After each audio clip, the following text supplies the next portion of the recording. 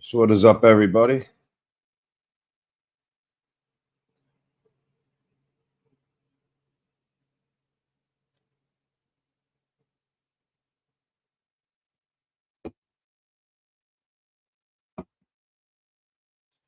What's up, Shannon? Can you hear me? Serge, can you hear me?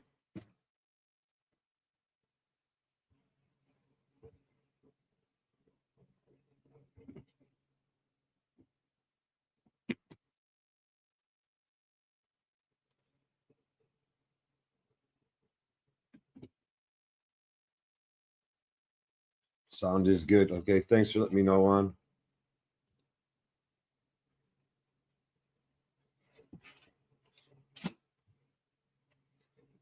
Try to get some other people up in this panel.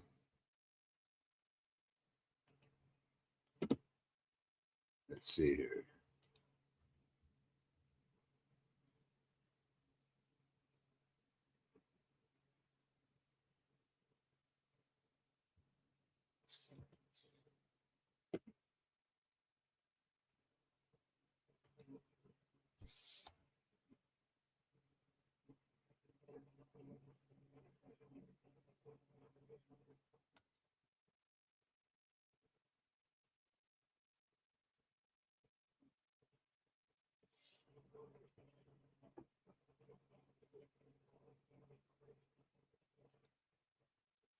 Give me 1 minute, everybody.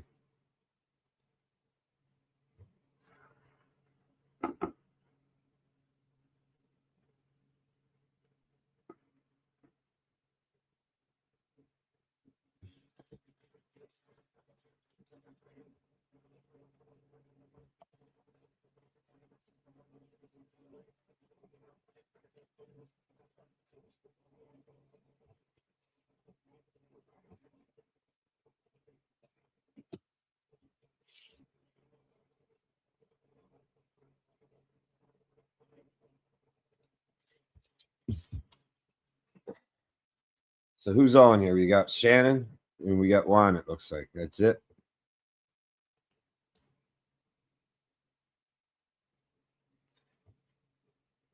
And we have Peter now. What's up, Peter? I don't know where Turner's at. I sent him an invite, so we'll see.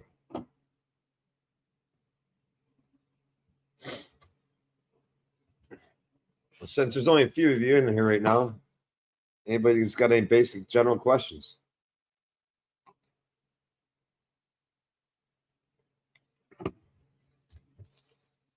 Let's see if I send some more links out.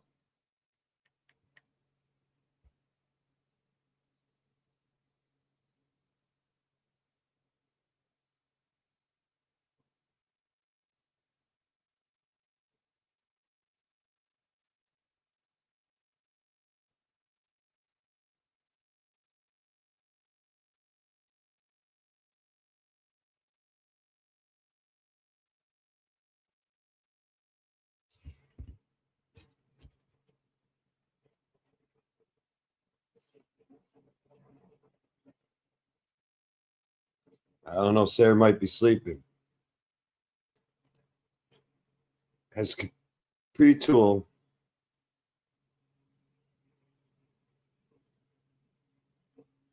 What do you mean? What about Capri tools? Meaning new tools?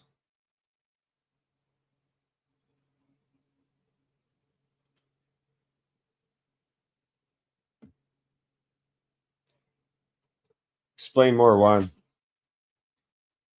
What exactly are you asking about Capri? I don't think Capri's bringing anything new to the market. They're just kind of rebranding other people's stuff as it was theirs. I don't think they make anything that's actually innovative, or they're the only ones that make it. I'm trying to think.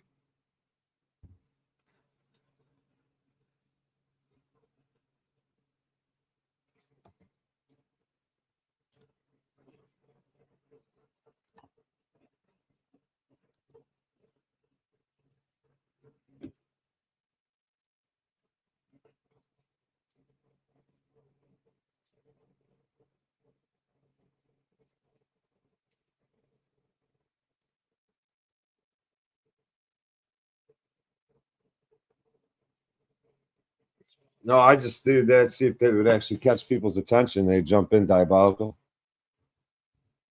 I don't want to talk about Harbor Freight. In fact, I should change the title.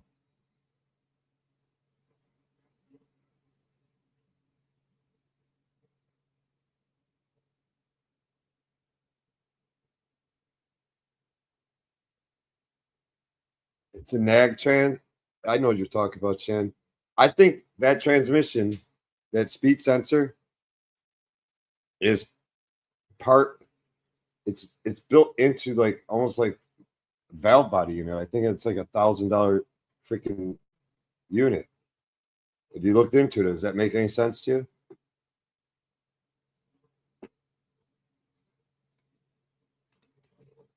No, Juan, I don't know about any new releases from Capri that would be actually like new, innovative. It's going to be something they new that they're making, but I don't know anything new that they're coming out with.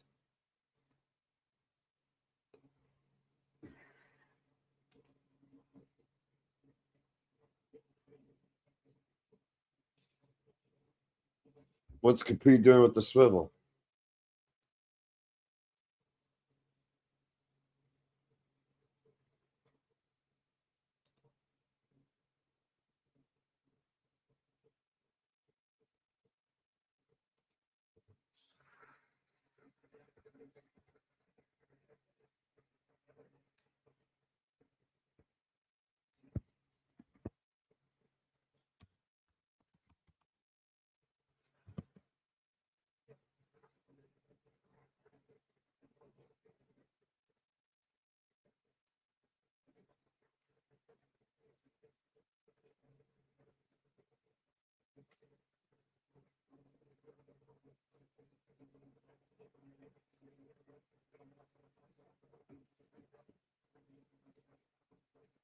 What the hell's my computer doing here? There we go.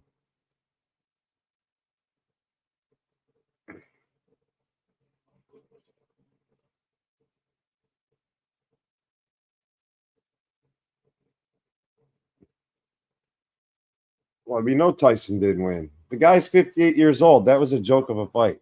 First of all, I don't think Tyson came out the first few rounds like he could have. And second of all, I mean, you're talking about what, a 27 or 28-year-old versus a 58-year-old?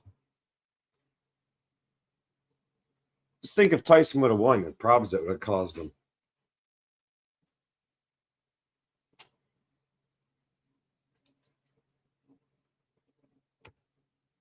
What's up, Adam? I sent you a link if you want to pop on. Anybody wants a link, I'll send you one.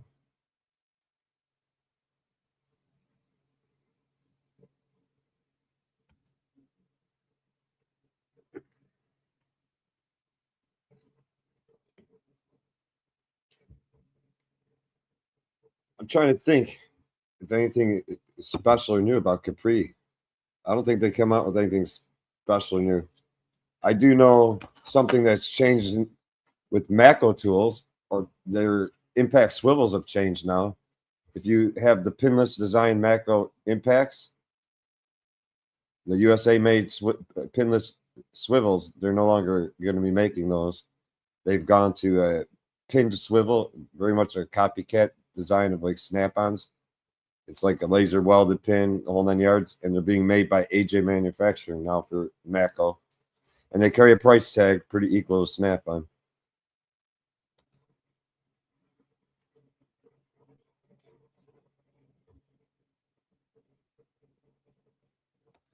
What's up, Supra?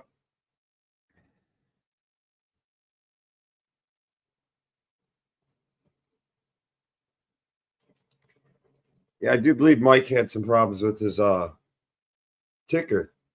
I think he had a little setback back in like June or July with his heart.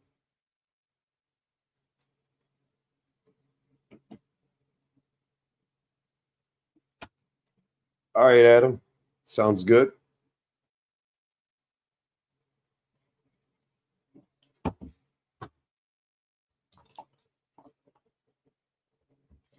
Yeah, I'm not used to doing this alone. I need a co-host.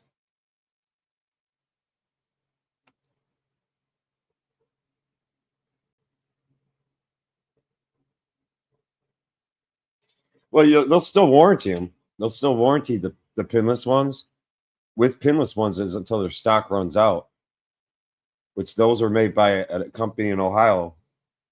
The USA made ones that were made by a company in Ohio for Matco tools. It just, my dealer had the new sets of, he didn't have 1/2-inch drives yet on this truck. He had the new 3/8 drive shorts and deeps, and I think semi-deep impact swivel 3/8 drive metrics and standard, and they're pretty much made the way Snap-on makes theirs. And like I said, they're now being made by AJ Manufacturing. That's who's also making their that's who also makes their ratchets for them. That's who makes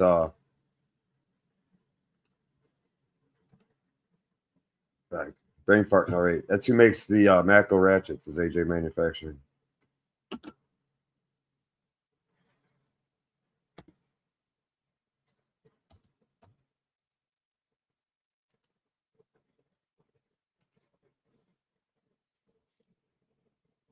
My computer's running slow for some reason.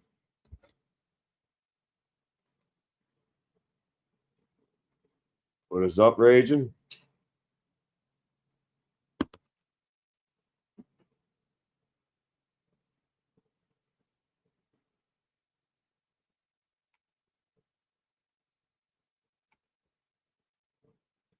Let me see real quick if the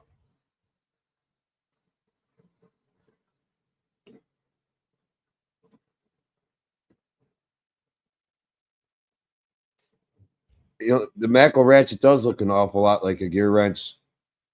It does, but it's not the same as a gear wrench. I've heard some people claim you can put a gear wrench head in a Matco ratchet. I don't know if that's true or not. I've never tried it.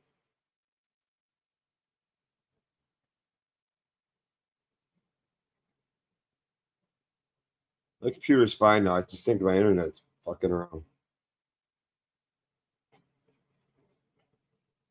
Let me see if Capri's coming up with anything new that is new to the market, not just new to them.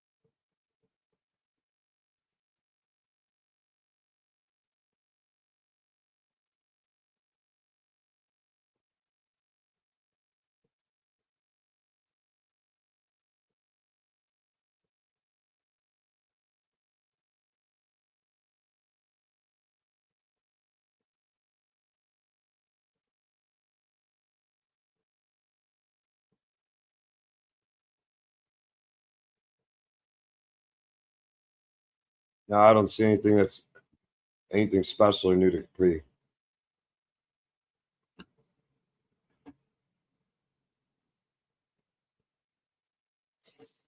Yeah, Advanced Auto is going to be closing like upwards of 750 stores, which is pretty interesting. And everybody at work was asking, what do you think is causing it? And I said, I think less people are repairing their own cars now because the cars have become more difficult. And they're seeing the trend. Yeah, thanks for clarifying that, Tarek. I just heard rumors before. I didn't know which ones, if it's older ones, newer ones. I didn't know. I just know that somebody claimed that you could put a gear wrench head in them. I would have to say Vance is probably preparing for the future. They have too many locations now that they joined with CarQuest, or they bought out CarQuest. In fact, some of them are right on top of each other. But I think they're preparing for the future too, because they're selling less parts to consumers. And honestly, they're selling less parts to repair shops also, because the bottom line, everybody thinks the dealership is a stealership. there's a lot of parts you can buy from your dealership's parts counter. And believe it or not, you're getting the right part for your car. You're getting a good quality part for your car. And it's actually a good chance it might be cheaper than what you're going to buy it for through Advance, through Napa, or through AutoZone. A lot of people don't believe me on that. I know I can get a throttle body for a Ford vehicle cheaper than I can get it a rip-off Dorman pile of crap one.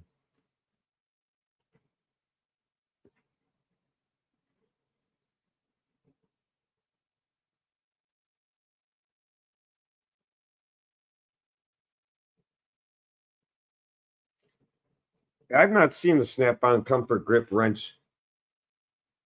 Is it just a box end wrench or ratcheting wrench, Supra? I've heard people talk about it. I've not seen that yet.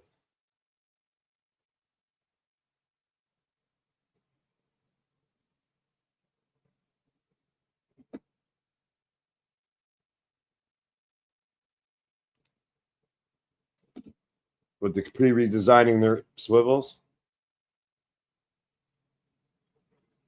Is that what you're talking about, Shannon? It's probably their impact swivels you're talking about redesigning.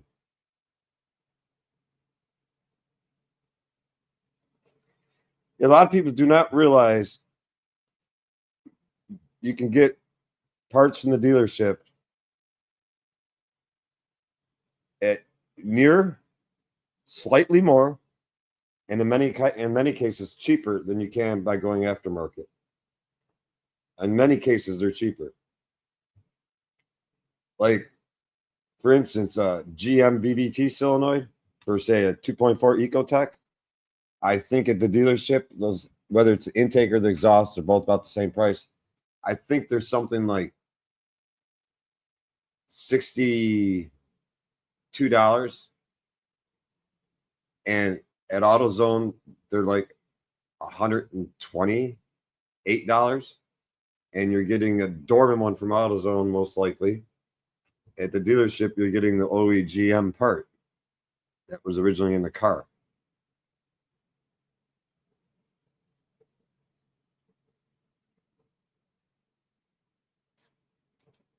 Well, they Snap-on. I've not seen the Snap-on soft grip and box wrench yet, but that's nothing new to the market. Matco's had those out for years. Blue Point used to make them, or I'm sure they still do, and they're not Blue Point. They're made by somebody else. That were a soft grip handle box end wrench. So that's not new to the market. It's just Snap-on came out with a new handle too for the ratchets. A new, I guess you call it a hard handle. It's not the soft grip, but it's they call it a comfort grip hard handle now. It looks like a soft grip, but it's actually a hard plastic. It's just different than the original hard plastic handles.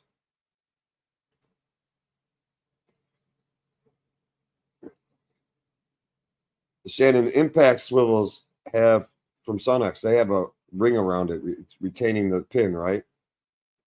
Like say just like a Sonex socket.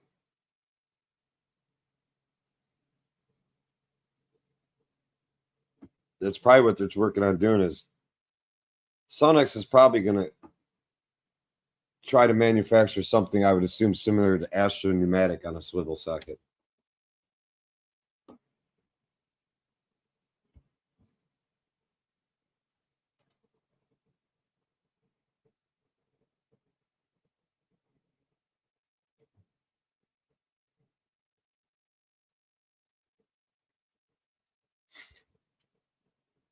That is very true, Tarek.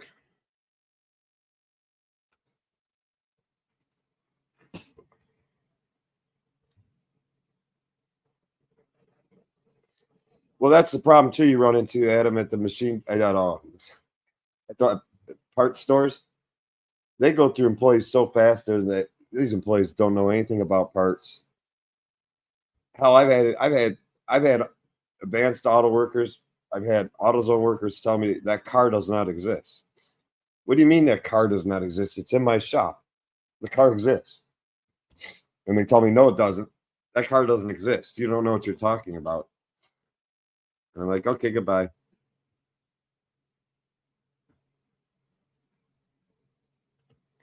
Like I said, the handled box end wrenches is nothing new to the market. If Snap-on's putting them out there now, I think they did it years ago. I don't think that's anything new. They just might never put a soft grip handle on one.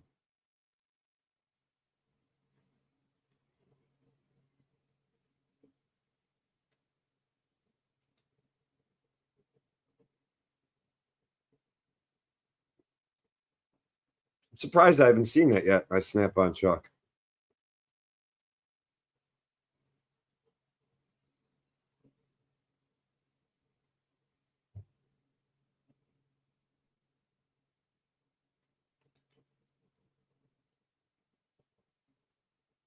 I frequently have to do that on Leaser.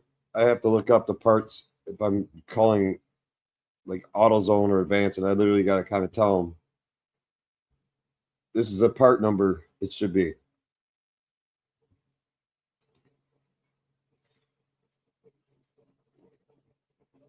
I'm sure you do love Harbor Freight. So does another 90 million Americans, and probably 500 million Chinese people.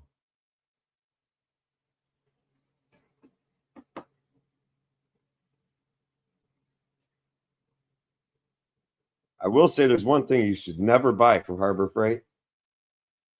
Never ever buy it. Is their batteries. If you think you're getting a good deal on batteries, their batteries suck.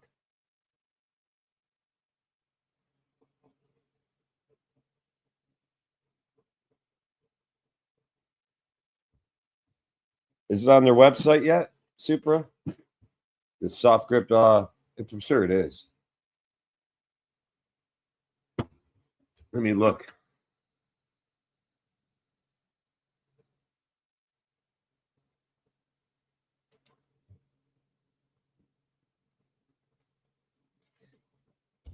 You think the Blue Edge ones are good? I don't even think those are good.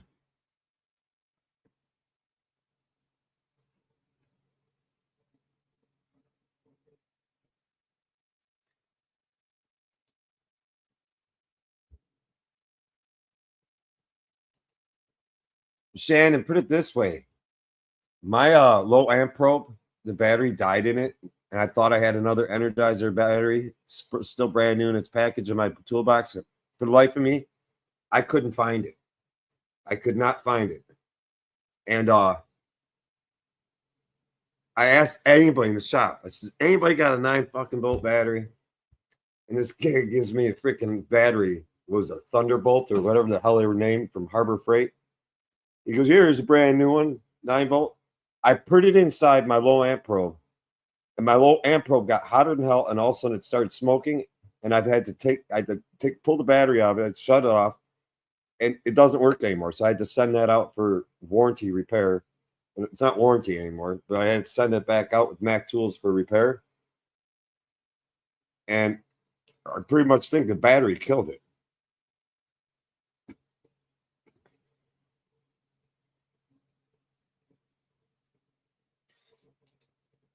Honestly, Adam, in China,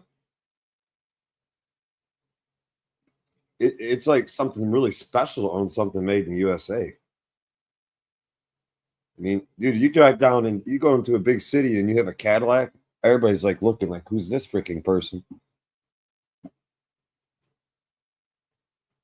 I don't know if they take pride in buying their own stuff like people do. Well, I don't think that many United States citizens take that much pride in whether it's built in the United States or not, or made here in the United States or not. I think the only people that take any pride in it are, for the most part, people that work in the industries,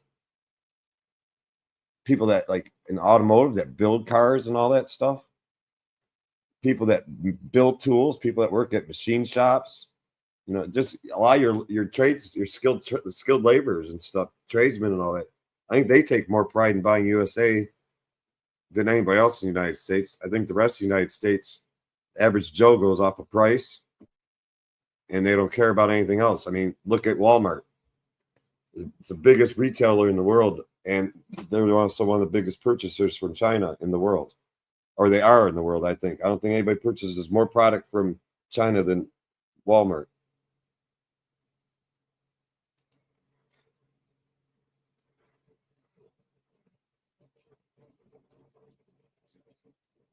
That is, yeah, they're diabolicals. Is right. Those batteries suck. I don't know where they get made, but they're the worst batteries I've ever bought. It's from Harbor Freight. I was in there one night, forgot what I stopped in there to get. I know what I was in there for. I was in there to warranty a set of or warranty 2 broken Icon Torx bits that I bought just to see what they were like because they were so cheap. And I remembered my mom saying she needed batteries, like AA and 9 volts. So I bought a thing of AAA, AA, and 9 volts. And just like Diabolical said, put them in my freaking smoke detectors. I got smoke / carbon monoxide detectors on in the basement, the main level of the house, the master bedroom, and then the hallway upstairs on the 2nd story. And those things, my things started beeping again within like two and a half weeks.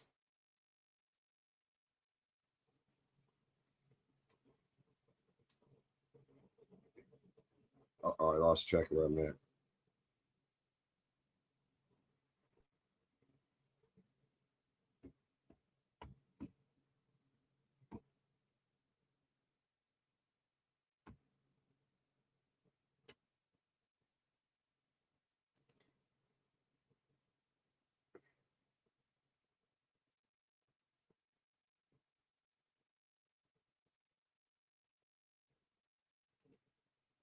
Are you talking about the interchangeable tie rod tool where you gotta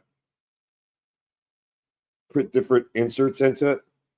Where they originally had one that was supposed to have one, it would work on everything, and then they realized it doesn't work on everything, and there's different inserts you can put into it, and it both loosens and tightens. It's like a roller driven thing that locks onto the tie rod ends, inner tie rods. Is that what you're talking about, Supra?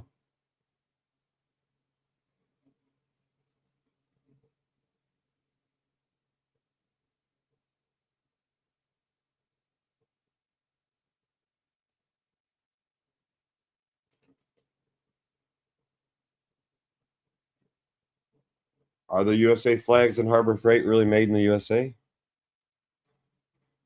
I've never seen a USA flag on for sale on a Snap-on truck, but I'm sure if you ask a Snap-on dealer, they can order it.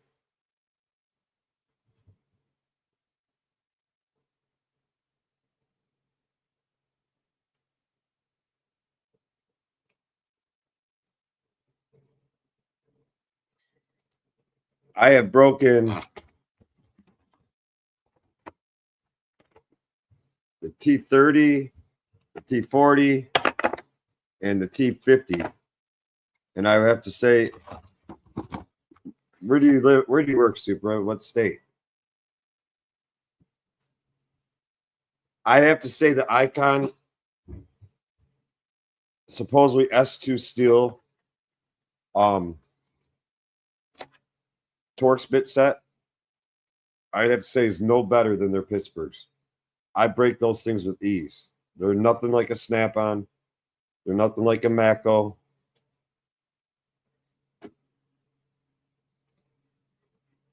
We got a special guest here. It's Muffin Sniffer. Muffin Stuffer. Muffin Stuffer in the house. Mayhew 299112. I think that's the one. I'm thinking of the same one you are. Mayhew.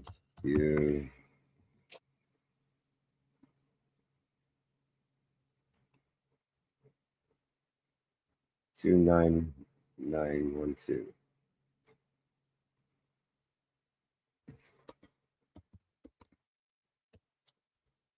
What did I walk into?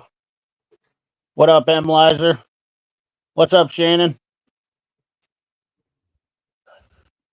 You walked into right now giving me a break for a second. Right on. I just had nothing better to do tonight. Yeah. What's up, Richard Morrison? You're talking about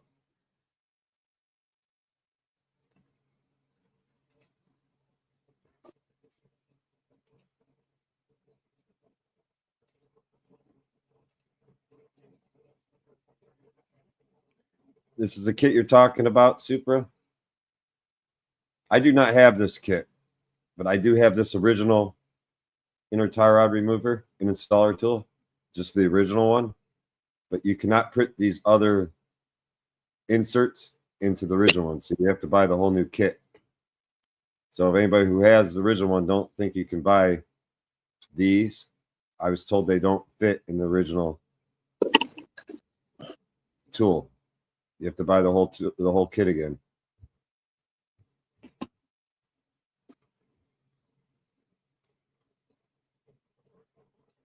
So what's going on with you? What's up, Supra? What's up, small town? Not much. Let me see Just, if I just got home here a little bit ago, and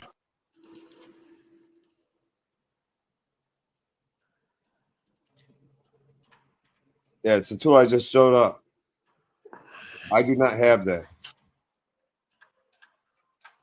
All right.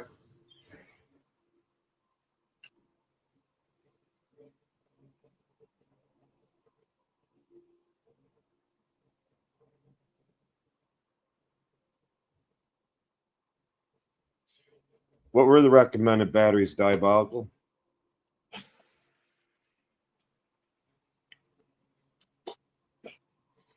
It's a Super. You're out in Arizona, so you probably have much better luck using those Icon Torx bits than you would have if you lived in the Midwest, like up in, like, say, Iowa, Ohio, Illinois, Wisconsin. anywhere where we use salt. Yeah, anywhere you got rust and salt and all that shit. Oh man, yeah. When you start getting into that, I don't know. All I can tell you, these Icon ones, I don't think they're any better than their Pittsburghs. They're probably made in the same plant, and they just brand them Icon.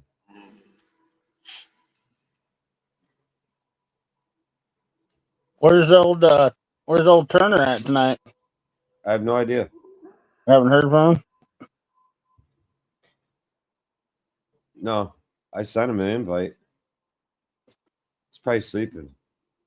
By God. Opinions of our president wanting products made here in the USA. Will that may result in having problems in pricing or getting what you need? Only time will tell. Mm-hmm. That's for Just go sure. You know what? Back in the what was it, late 1800s? You know that. What years? I can't remember the exact year range was. Do you know there was no federal income tax? That the United States made so much money off of tariffs on other countries' products that they didn't have to charge any of the workers federal income tax. Makes sense. I mean, there's a lot of people that didn't even think he was going to win. They were dead set sure, and they knew for a fact he wasn't going to win. But here we are. So now all we can do is see what happens. You know. That wasn't a win. That was a slaughter. Well, yeah, that too. That was definitely a lot of BS from a lot of people that thought otherwise. I saw some stuff about SEMA, but I don't know which new inverters you're talking about.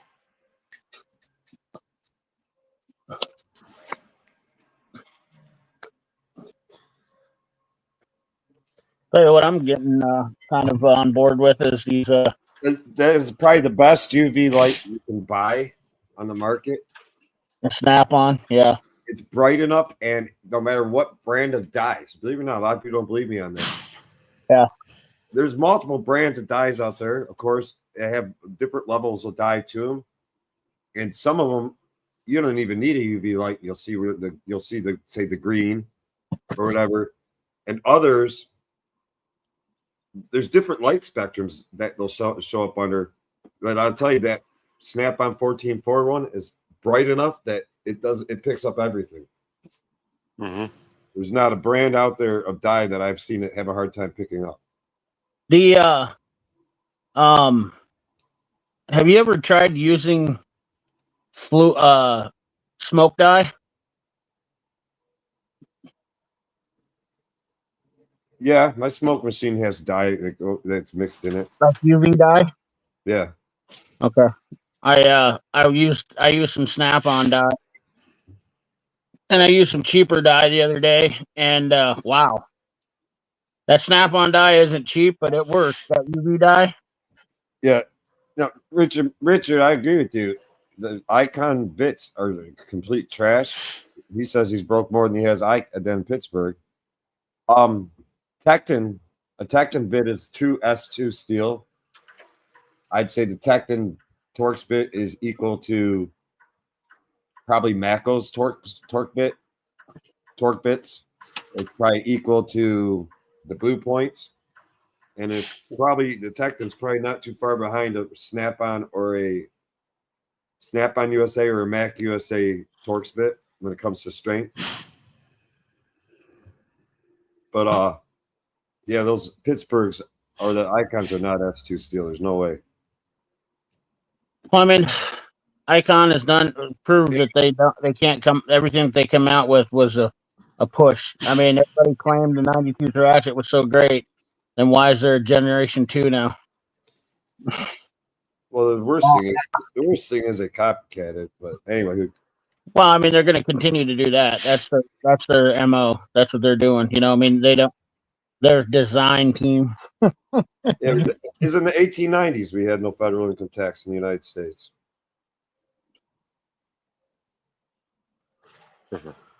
And then when we start right before the Great Depression, I think is when they kicked federal income tax back in, or a little bit before that.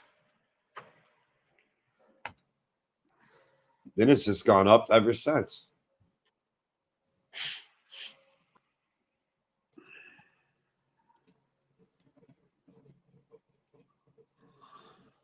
Well, Trump has mentioned it, but the first thing they gotta get done, they gotta get all the other problems handled before you could even think of getting rid of federal income tax. Our country's no place right now to get rid of federal income tax.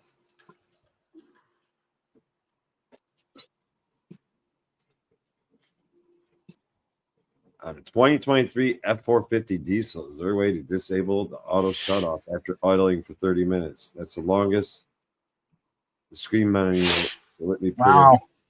They put auto shutoffs on the diesels now. That's going to be. I mean, I know they had them they put them on the semis, but I didn't know they were putting them on passenger trucks now. That's some BS right there.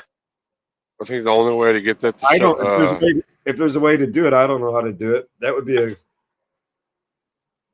the only way we can do it on this is you got to go to the dealership and have them plug the computer up and go into the system and turn that off. I would tell you who might be able to answer a question like that is Power Stroke Jude, Ford Me Boss now, or whatever he goes by.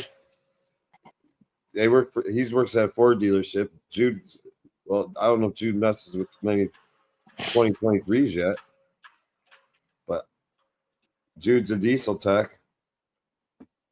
And that is just crazy. I didn't know they were doing that. Yeah, so they have a thermo deal on ours. The trucks that I used to drive, I should say. They had a thermo deal on them, so when the temperature got below freezing, because they were shutting off originally, this would definitely be a problem with a truck. After 30 minutes, it shuts off, and then somebody doesn't catch it or something. You're going to gel up if you don't have diesel additive, you know. That's like the funniest thing I've ever heard. I heard Snap-on tried to buy Harbor Freight, but they couldn't afford it. Snap-on could easily buy them. Well, I mean, why would they want to though? I mean, it's a bottom feeder tool company. Yeah, they wouldn't want to because they don't. They already make the products that they make. Only Snap-on better. doesn't buy anything that doesn't manufacture. Harbor Freight doesn't manufacture anything. Everything Snap-on does have ownership in is a manufacturing company. All they do is copy everything that Snap-on makes anyway. So Snap-on owns companies that make tire machines. They own companies that make hoists. They own companies that put together service manuals. I mean, Snap-on owns Pro Demand / Shopkey / whatever else names they may have on it. That's owned by Snap-on. So Mitchell Pro Demand is by Snap-on. It's also Shopkey would be the same thing. It's just would be a downgrade to their brand. I mean, that's not what they do. Snap-on doesn't want to do what Harbor Freight's doing. Harbor Freight does what they're doing for the consumer. They're building tools for people who want to pay less money for a less tool. That's all there is to it. You don't understand that. You clearly don't understand. You know, if you want to buy Harbor Freight, once again, that's your choice.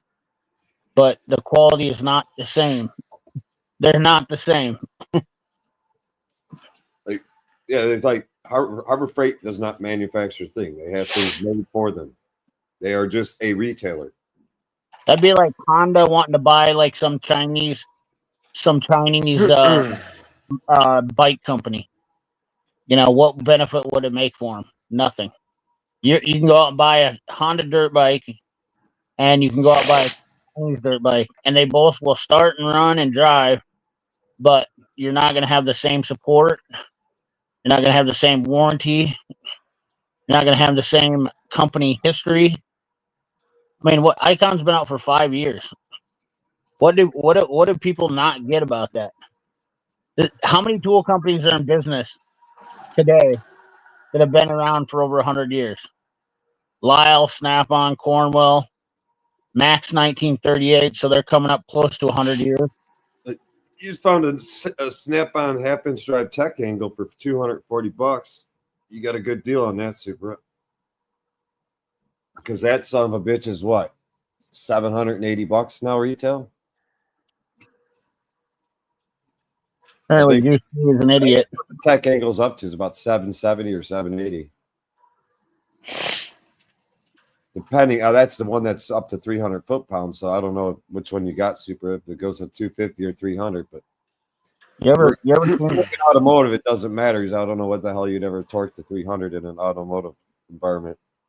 Rear opinion on a rear end.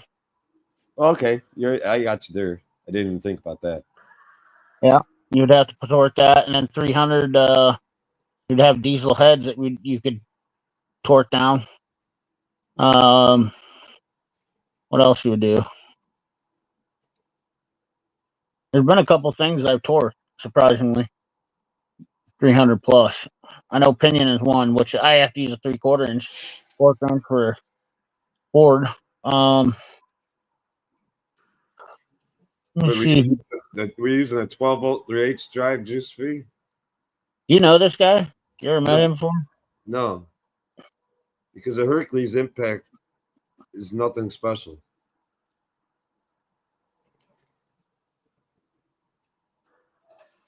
Looks like he's got a bunch of new content.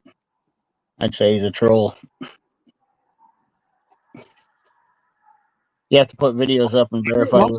I think now that Diabolical brings this up, I think most cars today have an auto shutoff. Really? And it is right around 30 minutes vital time. That's some communist stuff right there. Well, the reason I know that is I've had I get some weird shit in. We got an account with Enterprise location, and they bring me shit. I don't know why they don't go to the dealer. Cars are still under warranty unless they lose warranty because they're rentals. I don't know, but you'd think they GM would make sure they got warranty on them with all the cars they buy. But customers will bitch. They'll bring it in. They'll drop the car back off. Say the thing kept overheating on me. Kept overheating. Next thing you know, it comes to me written up for a ticket. Check for overheating, and I'll just like check it all. I see no signs of leakage. Coolant level's fine. I'll do a quick pressure test to it. Nothing's leaking, and then all of a sudden, I'll just put it on this like outside a bay door, bring in another vehicle, and I'll just let it run. And they do shut off. It'll shut off all by itself. What are we talking about? The start-stop feature technology, or are we talking I'm about? talking about the car will shut off, completely shut off. Is it idle? Push buttons, yeah, but just sitting idle and nothing changes. If you're just sitting there idling and you don't do anything in the vehicle, they all shut off now. All the new ones shut off. Huh. I did not even know that. I mean, not to shut the engine off. They shut down everything. Not ones where you can turn a key. It's going to have a push button, but it will shut everything down. You'll think somebody turned the car off. Yeah, I know what it. I mean, I've dealt with it on semi truck. I mean, obviously, like Raging, our idle shut off was not 30 minutes though. I don't know. I don't remember what mine was. I think it was 5 to 10 minutes. Yeah, 5 to 10 minutes on the trucks. All the semis have had them for years, or I don't know how long. Shit, it's been like 2010, 2006, even. I don't know. It's been forever. It's possible ForScan could possibly shut off the auto shut off. I don't know if I trust using ForScan on that. I mean, if you can't do it, then it's FRDS. Is that what it's called? The FRDS. Wow, they do have them on the 2023 7.3 Godzilla. What's Ford's newest diagnostic platform? It's FDRS, isn't it? Yeah. Yeah, if you can't do it with Ford's factory stuff, NOx idle eliminator is what they call it. I would probably not attempt to do it with anything aftermarket. No, it's my best advice for him is take it to a dealership. What's better? And I think even freaking Joe Biden knows about the plastic wrench test. Yeah, that's the dumbest test in the world. It wasn't a plastic. It was a plastic nut. Is that what you're talking about? People that use that test as gospel have little to no knowledge. First of all, how many times do you use a wrench on a plastic nut? And I barely ever do. In fact, most of the time I grab a pair of pliers. Tarek, I thought Rich just went back to a Ford dealership. Yeah, no comment. I thought he just went back to a Ford dealership. He's already gone from the Ford dealership. My Dodge doesn't have auto shut off while idling, as far as I know. What year is your Dodge, Sergio? I've not witnessed it until you get to like 23 and above. I don't think it does it on a 22. I haven't messed with one, I guess. Didn't even know. But I'm simply saying you got to do something. Yeah, you got to press the brake. You got to press the brake. No, Adams would say you just bump the gas pedal and it stays going because you just changed something. So there was action in the vehicle. Well, it's either a button on the dashboard, or you can bump that pedal and it'll stay going, or you just take it to a dealership, have them hook the damn computer to it, and turn that shit off. Most of the time, it's the dealership that's got to turn it off. All right, Tarek, I'll take your word for it. I mean, I don't know. I haven't talked to him in a long time. He's got a lot. He knows Ford well. Mm-hmm. It's not like this. Why are they putting it on there? Because it's not even federally mandated. Like, what the deal? So you can't commit suicide in your garage without hitting the gas pedal? Because it takes over a half hour to kill yourself with today's new cars. It takes about 24 hours. That's one of the reasons. And 2022, Dodge, it might not be on it yet. It's emissions. Well, I understand that, but I mean, I know that there's 31 states that have laws against trucks idling, right? I mean, you know that, right? There's truck idle laws. Hell, you go to some places and they straight up tell you. But I mean, there's no idle law against gas engines. There's Well, no idle. there's got to be a way. There's got to be a way on the There's an newest. override on the I. There's got to be There's an got to be a override. way on the newest gassers. There's got to be a way on the newest gassers to There's got to be a way on the newest gassers to shut that off or reprogram that out. Right. It's not mandatory. You can't tell me police departments buying 2024 Dodge Durangos or whatever the hell they're buying for their fleet. You can't tell me that they'll shut the damn things off after 30 minutes of idling. No. I mean, that's one thing people do not realize when they go to these auctions. They buy these used police vehicles. Yeah, the old Crown Vics, that was a great car. You could probably get a good deal on one. On the newest vehicle, I would never buy any of those damn things from a police auction, no matter how cheap they were, because you know how much they sit and freaking idle? Don't even look at the mileage. You know how much they've sat and idle? I've used them for the last 5 years, and I know for a fact they mess up. How they been holding up for Mickey? I'm just curious. I've seen a lot of people talk about deflection on them. I mean, I've never seen anybody ever talk about how long. I see a lot of them sold, but I'll be honest with you, I've never seen anybody go, "Hey, here's a."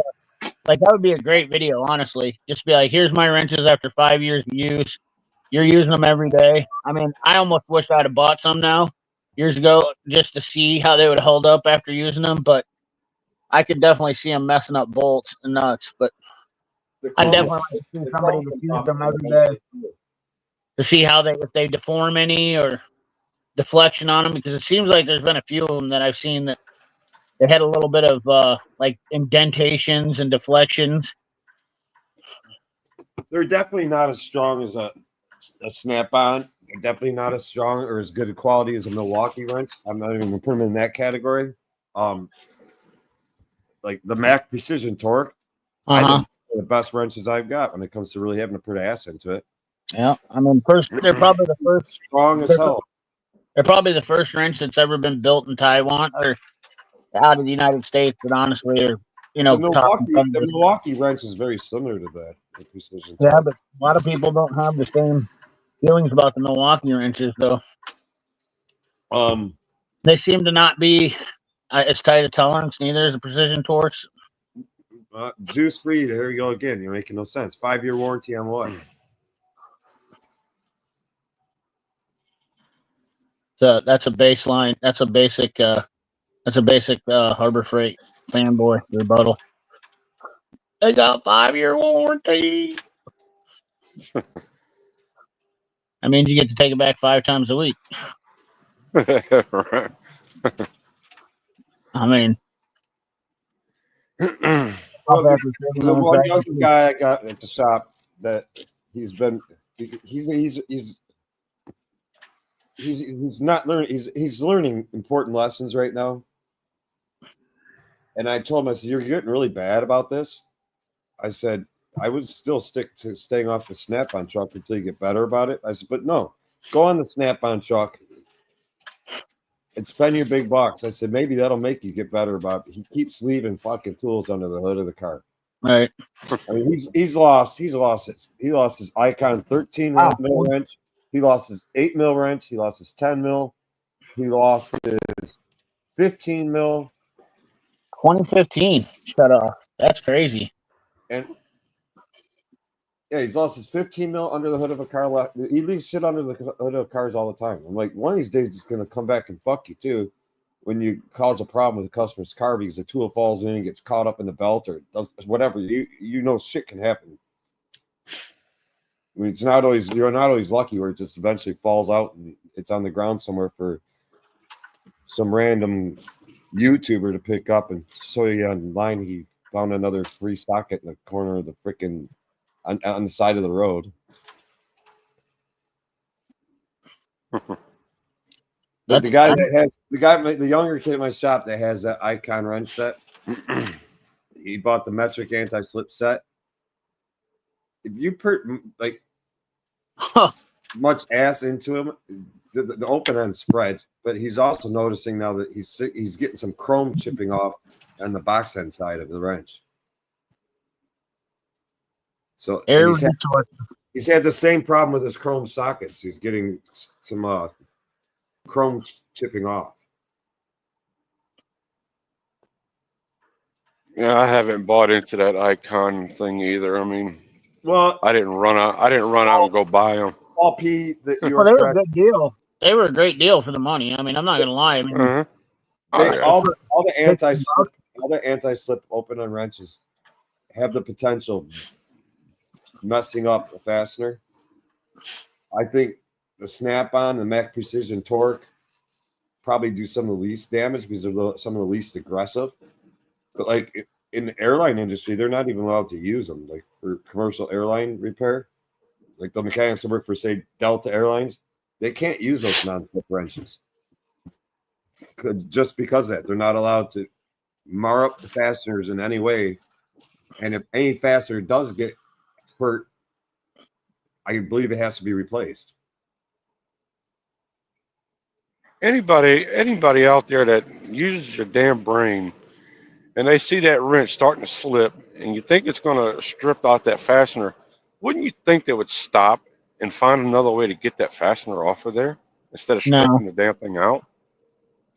No, a lot of people just muscle through shit. They just kind of Neanderthal their way through it. I mean, even mechanics, I've seen it do it. You know, I mean, there's not a lot of diligence. I don't know. I don't know what to say. I've seen guys do shit even when they're slipping. They're clearly slipping, and instead of stopping, that's one of the biggest things I've seen, especially with guys that just ram jam. I guess. Well, you know, one of the things that's definitely changing in our industry, if you read service data, and I'm going to throw one manufacturer out there big time about it. There's Ford Motor Company. I really question now. One, I understand the claims on why, so I'm not going to go down the whole why issue. But if you read service data, and I so see this, people freak out when we give them prices on stuff. And we called this shop, and this is the price they gave us for it. We looked at their item, they go get an estimate from them. I'm like, well, that shop's not doing this, and this, and this, and this, and it's all required according to service data. And the customer's almost like telling me, I don't care. Well, then go there. My boss is very strict in the way he runs his shop. We don't cut any fucking corners. Bottom line, because every time we've cut corners in the past, it's that one time we cut a corner for somebody or try to save somebody money, it seems to bite us in the ass each and every time. But one thing that's changing in the industry is like when you look at service data, you wouldn't believe how many of the fasteners that you take out of vehicles today. I'm going to throw Ford out there as one of them, where it tells you take the fastener out, throw it away. You got to buy a new one. You got to replace it. It's a one-time use. Do not use it again. I mean, a lot of the stuff is torque to yield now. Once you take it off, they don't want you reusing it. You want to try to reuse it? You might. If it's my own car, there's a lot of the fasteners, honestly, on my own car I'd reuse. But somebody driving down the expressway at 70 miles an hour, no, I'm not reusing I'm not reusing the hub bearing bolts that bolt the hub onto the freaking knuckle. I'm not reusing the caliper bracket bolts that are supposed to be replaced because I don't need the caliper bolts to snap and break off. I don't need accidents. But on Ford, especially these Eco Techs or Eco Boosts, and almost all the engine work you do on them, it tells you to replace 90% of the fasteners. And actually now Ford is selling kits. Uh-huh. But it's just amazing to me how many people out in the industry are not, professional shops are not replacing all the stuff that the manufacturer says to replace. Yep. I mean, Okay. BMW, Volkswagen, Mercedes, Audi, all of them. There's a lot of fasteners that they claim are one-time use. Don't reuse them. Head bolts are one of them. Well, head bolts, some of them will say they're torque to yield, don't reuse them. A lot of your Chrysler vehicles or FCAs, whatever, Stellantis, whatever. I'll call Chrysler, Dodge, Jeep, Ram. I don't give a shit who owns them because they're failing again, and somebody else will own them soon if they don't go bankrupt and just disappear. They'll actually have instructions on how to check head bolts, the stretch, and blah blah blah blah. And if they're not stretched, you can reuse them. Mm-hmm. But man, if you've gone that far to get cylinder heads replaced at a shop and get it done professionally, and new gaskets installed, and the heads milled, and maybe even the valves redone, whatever. I'd say the head's totally remachined and all that. Wouldn't you rather, as a customer? Yeah, it's murder. Wouldn't you just rather pay for new head bolts? So what if it's another $90? I don't give a shit if it's another $150. I You agree already with you, You already Richard. got whatever 1,000 plus, 1,500 plus, 2,000 plus wrapped up in this car. Why would you want to cut a corner? That I wouldn't understand.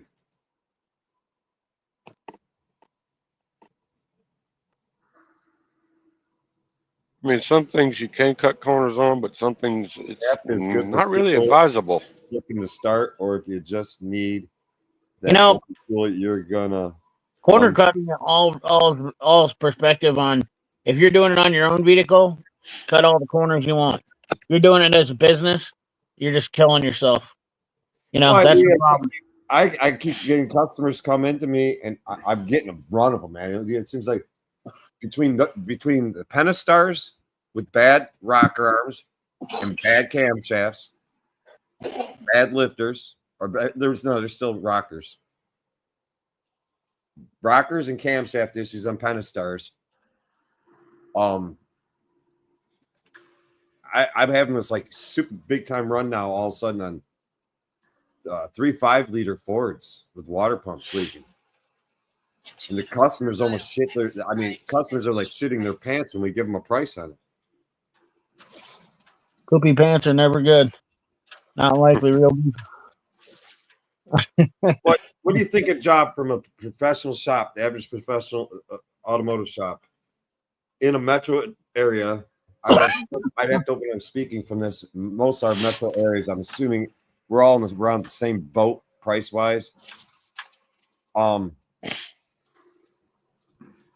Like on labor charges and part markup and all that. Mm-hmm.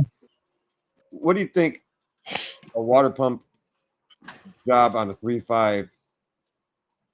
Let's say, let me throw up a vehicle. 3.5 Ford Flex would be, or a 3.5 liter Ford,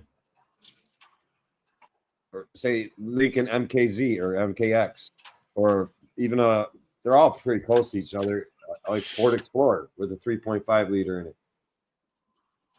Ford Explorer is about $2,500. They all got labor rated between 9 and 12 hours to change the water pump. And it's just changing the water pump. Now, these vehicles typically got over 100,000 on them, and that water pump goes bad and starts leaking. And if you keep driving it, there is a built-in channel and a weep hole that it comes out. There's a little weep hole kind of behind the alternator on the side of the block that you'll see coolant. It'll come out and start dripping right below the AC compressor. It's coming out of the side of the block. And if they ignore it and they just keep driving, eventually it will leak out the front of the pump. And then you'll be mixing oil and coolant. And then you have big problems. But what do you figure a job like that runs? I mean, it's pretty shocking. 2,500. Huh? About 2,500. But today's rates, you're over 3,000 on a minimum. You're at 3,000 for that job with today's labor rate, part markup, and if you change the BBTs, what do you want to call them? The actuator gears for the camshafts. Mm-hmm. Then you're going to be up around 4,000. If you leave the old ones on, but we won't do one without doing a timing chain set with tensioners and everything on it. we refuse to do it. We're not taking and ripping apart your 120,000 mile motor, taking your timing chain loose, and then taking the chances, just putting a water pump in it, putting everything back together, getting it in time right, and reset the tensioners, and send you down the road and hope that a guy doesn't break 6 months later, and then all of a sudden your chain jumps or some shit. We won't do it. Mm-hmm. So you get a quote. You're getting a quote for minimally. You're getting a quote for valve cover gaskets, upper plenum gasket for the intake, and you're going to get a quote for the timing chains, the 3 chains, and all the guides and all the tensioners, plus the labor, and then, of course, charge for some coolant. And that's just for the timing chain. That's not if we find something else while we get into it that's wrong with the engine or something else that goes wrong. But you're going to be looking probably around 3,500 to 32, say $3,000 to 3,500 for a water pump on one of those with the timing chain. Yeah, because it's recommended to do the timing chain when you do the water pump, especially on the newer Ford Explorers.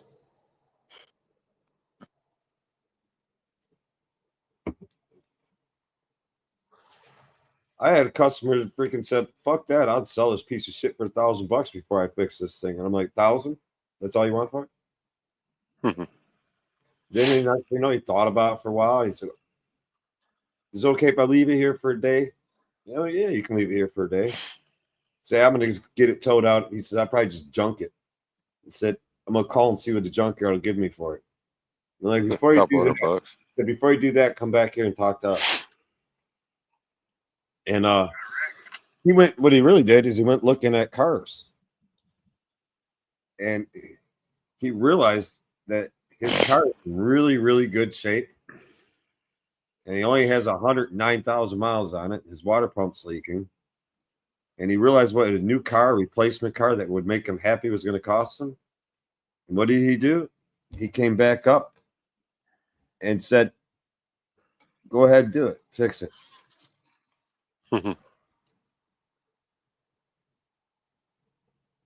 All he wanted to do his research and see if it was even feasible to get another vehicle cheaper than to fix that one.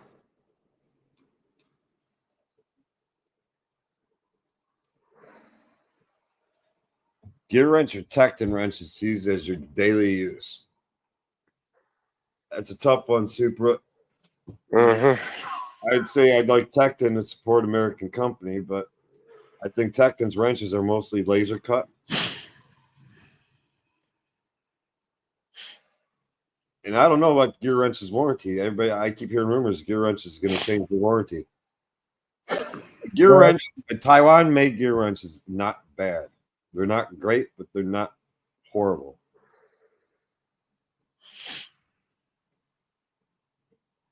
I've got a strong disliking for gear wrenches. You see them spread on you too much? I never had good luck with them, but that I don't know. Maybe I had like they've changed manufacturing so many times. It's one of those deals where you don't know what you're getting. It just depends on which ones you're getting, I guess. Because it seems like they've been back and forth so much that I bought them back right after they switched from Taiwan to China. I think most of mine were, and probably were the shitty years. And then they came back around, and I don't know.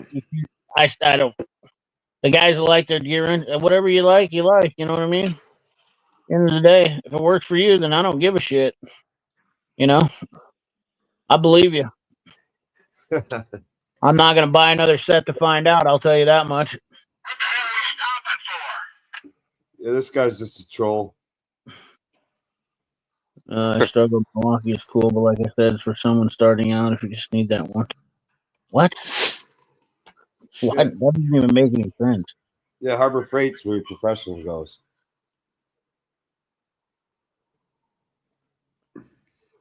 That's what he's saying.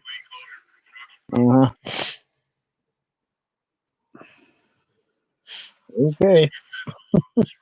Whatever. Well, that's what they said about, that's what they said about Kamala Harris. Kamala Harris was going to change the world. She changed the United States, and look what happened to her. They didn't even allow her back at the. I would like to know how is Harbor Freight actually changing the industry other than making it worse in some sense.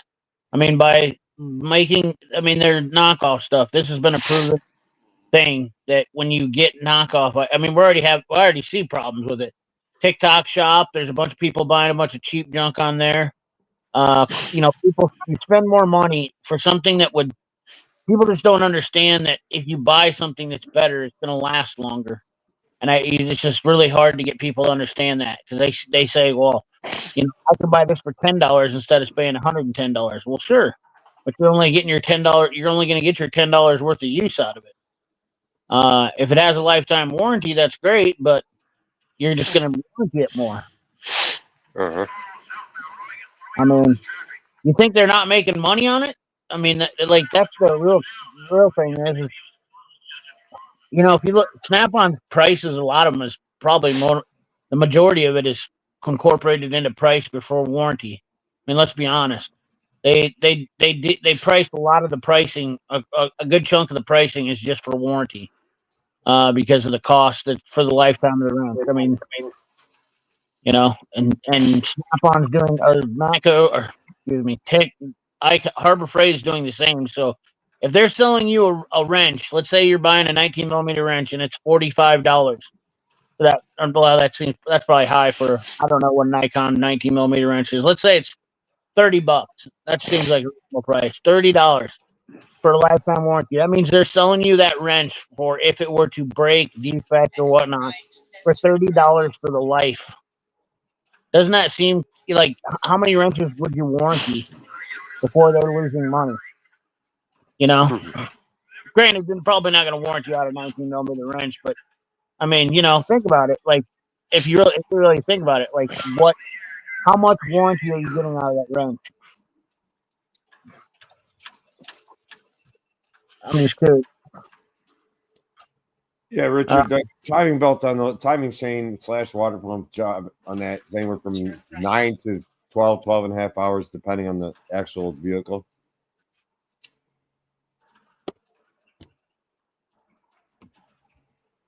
This guy's an idiot. I don't know. I'm done with him. He's definitely a troll. That or he's got a short stack of waffles. One of the two. There's a misprint in the Macro flyer. I didn't look at my Macro flyer. I got another high-speed reactive fuel impact driver, 2 batteries for harnesses. Who said that?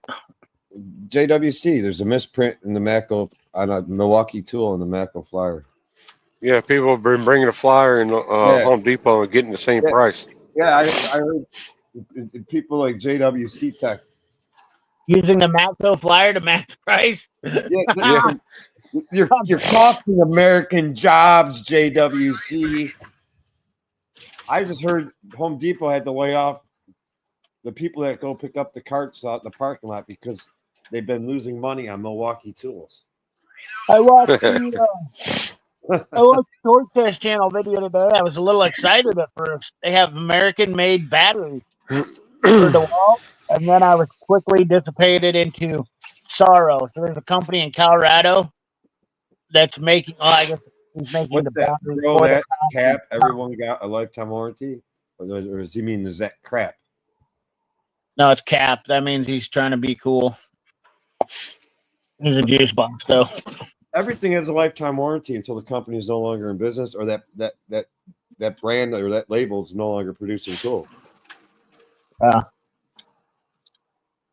Yeah, there's too many people that are literally 12 years old that don't understand the difference between having something good for a long time. I know when I was younger, I always thought about, I always spent money on cheap shit too, and then I ended up having a bunch of garbage laying around. So, I mean, you can't tell them nothing. So, well, and if nobody has any argument, you'd have to actually say something intelligent to have an argument. I'd have to respect something you said to have an argument with you. To be honest with you.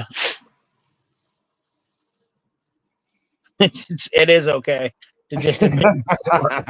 Nice comment, Eric. It's okay to. I mean, there's nothing wrong with being poor. There really isn't.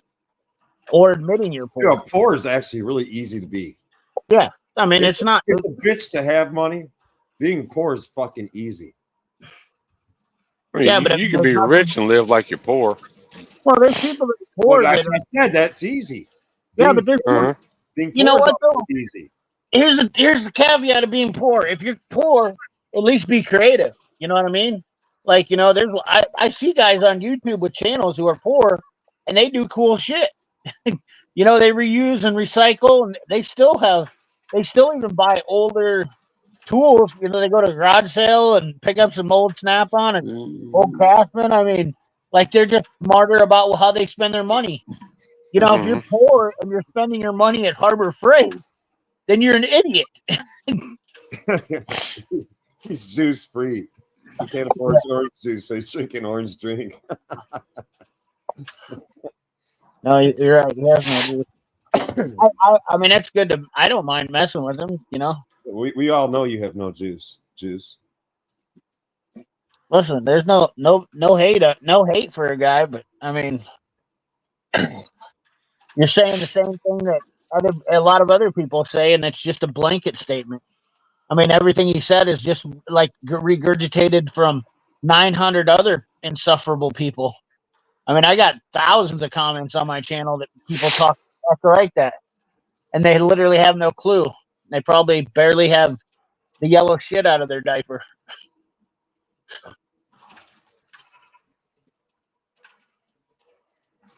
Like Torx channel. Oh, so you notice, Super, that you come up blue now, eh? I might not be a smart man, but I know when something's good is. Yeah, I mean, I Super. As long as he's entertaining us, we can let Juice stay around. So I'm not mad at him. I'm not mad at him. Don't worry about bouncing him. I mean, there's others who say to bounce him. No, yeah. He's not being rude. He's not being nasty. He's just... I don't finance tools neither, Juice. So, I mean, that's an assuming statement. That would be like me assuming that you have a small wiener. I don't know that for a fact.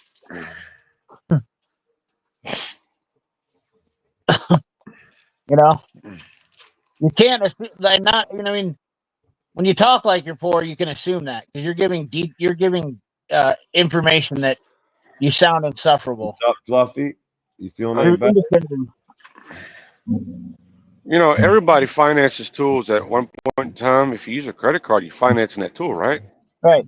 Exactly. Well, I mean, the same. I mean, so you telling me that you can't? Harbor Freight people don't finance tools? Are you shitting me? They have a 37% interest rate. It's higher than. What are they going to do? I'm just curious. What are they going to do when Trump actually does an executive order? I've asked everybody that I can know that would have any knowledge of this, and they said yes, he can do it. He just can't make it permanent. He has to make it a temporary period of time. It could be 4 years. It could be 2 years. But he wants to lock in where interest rate on any fucking loan, anything out there, credit cards, anything cannot be any higher than like $12.99 or like $14.99 to give people a chance to try to catch up from the high inflation that they faced over the last couple of years. Well, you know, Juice has never been on a tool truck because he said you're financing tools. So if I buy a Snap-on ratchet, the list price is, well, let's say, okay, let's use this scenario, right, Dave? Ball joint press, right? I bought my BJP ball joint press, and I financed it on the Snap-on truck for 3 weeks, right? I bought it for $550. The list price is $800, and I had to pay no interest. So let me ask you something from a perspective. So since you're a educated individual and you're giving information out that you think that you know about financing, the actual point is that you've never been on a tool truck, because any investment person will tell you if you're buying something with 0% interest, that is the best way you can do it because it's called OPP. Other people's money. Yeah, ROPM, other people's money. So I can buy that, and I paid the ball joint press off in 3 weeks. I made 3 payments. I made 3 payments on it, and paid it off in 3 weeks, and I didn't cost me a dime of interest, and I got it for less than list price.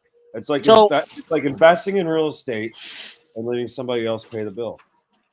So why? So tell me who's smarter, the guy that goes to Harbor You want a Freight. link, Fluffy? Let me know. I'll send you a link up. So the guy that goes to Harbor Freight and uses his credit card or buys Harbor Freight financing, or he borrows money from his buddy. You know, I mean, like, there's so many more scenarios. Everybody, you know, more people that go to Harbor Freight have more debt. You're cracking a little bit tonight. I am. Yeah, just a touch. Just to talk, let me see if I can fix that.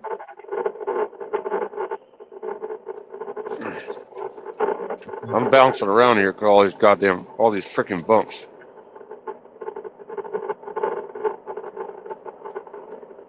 You sure that's me talking or not? What? I think that's right. I think it's from his bump. His stuff is cracking. I don't think that's me.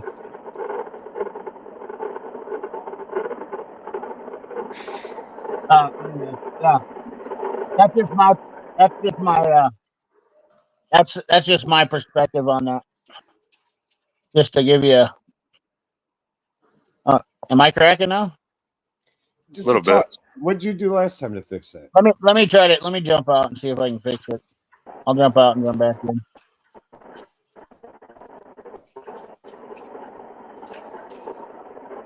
What's going on, Dave? Not much. Are you driving again? Yeah, I just left work. I had my phone on the charger. I didn't even know you sent me a link.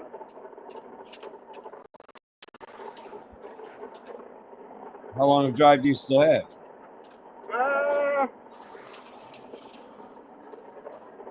Shit, 45 minutes or so. Jeez. What are You gonna drive do? more than Reason does. Yeah, it's not cool. I wouldn't go there, but yeah. Every time I see the guys in the fucking car.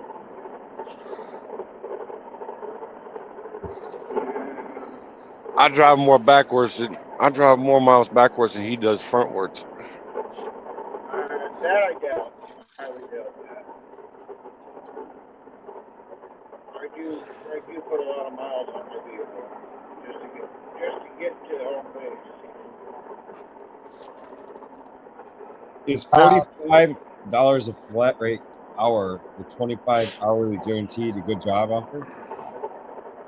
It matters how busy the shop is, Super. If you feel as though you could easily flag 40 hours with the workload they have coming in, I wouldn't worry about the 25 hourly guarantee. What you got to do is talk to the other technicians working in the shop. You got to do your homework. You drive by that shop and drive by that shop during business hours. You drive by, say, you have the ability between like 8 and 9:30 in the morning. Make another roll by around lunchtime. Make another roll by around 5 o'clock and see what their parking lot action looks like. Take note of the cars that are there. Make sure it's not the same damn cars sitting in the parking lot all the time. You just got to do your homework. Make sure the shop's actually producing the business and has the business to make a $48 an hour flat rate worth it.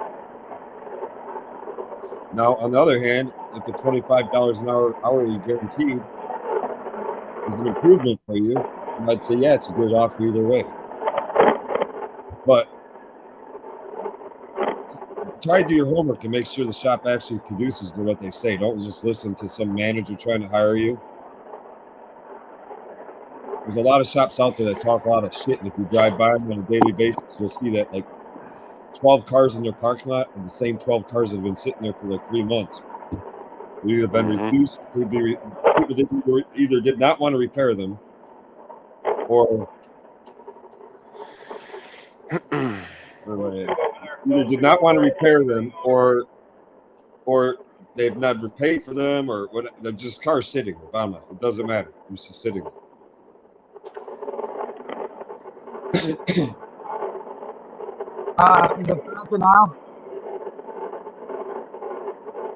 Is my voice fast now? That's about the same. Last time that stopped it. Yeah, I'm working on it. Hold on. Cancellation. Did that help? Talk again. Did that help? Yeah. It did? No. No, it didn't? It's doing what? Okay, hold on.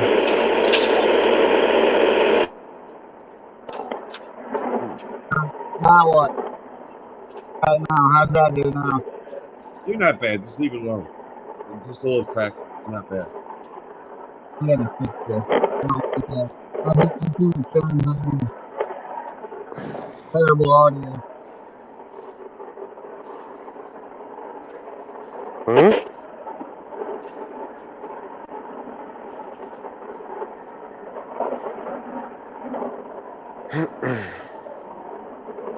All right, how about now? Is it working now? About the same.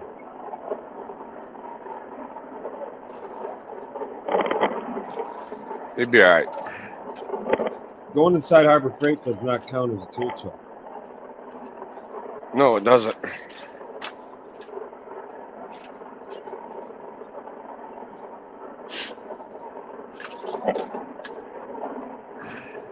Yeah, that's true. If you're putting tools on your truck account, you're not paying interest. Because the truck cannot charge you interest because they're not a legal lender. I don't know if you know that. You got to be a legal lender to charge interest on anything. There's only one way without being a legal lender. Like an FDIC insured lender. There's only one way to do it without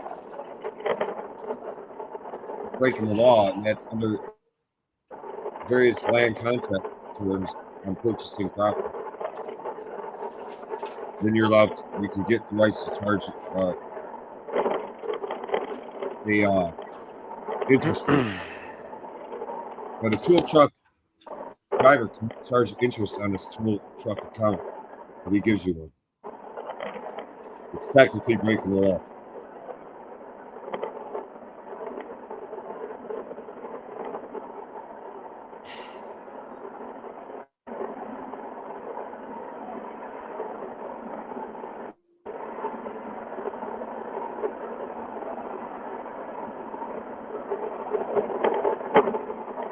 Yeah, Frosty, roll that window up or something. Me? I don't have a window down.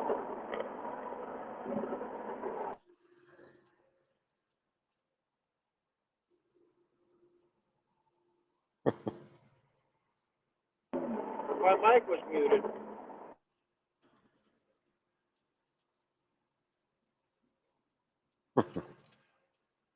Now I don't hear that. It sounds like 1,000 cars going by you. Yeah, you're noisy right now. Alright, I'm gonna mute out.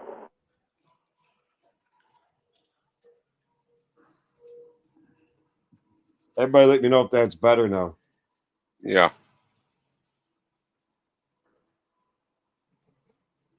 Chad's still trying to figure out how to fix this problem. I think so.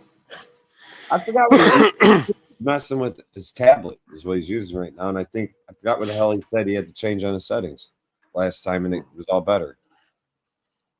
All right, I think I got it. No? Yeah, you're okay. Don't worry about it.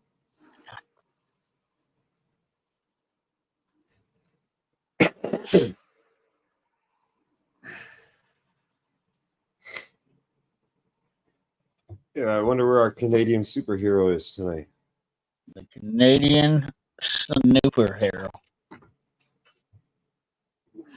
You using your tablet, Chad? Yeah, I'm using the same thing I always do. Yeah, I forgot what you changed last time. They got rid of it totally. I No, mean, it was my audio last time it was really bad though. This time it could be my internet connection causing a problem. Oh, my internet connection shouldn't be the problem. See, we're actually going to the house in the morning. We're doing a 34-hour layover here in Tennessee. Maybe I just dumped my internet connection and looked it up. Did that help anything? It's still popping and cracking and popping and cracking. Now it's worse. Mm-hmm. Now it's worse. That had to have been my internet then. What the hell? All right, I'm gonna do something else here. I'll be back. But no, we got a load that don't deliver till sometimes Sunday night, early Monday morning, and it's right near where we live at. So I'm gonna drop this truck off in Mount Juliet and go to the house.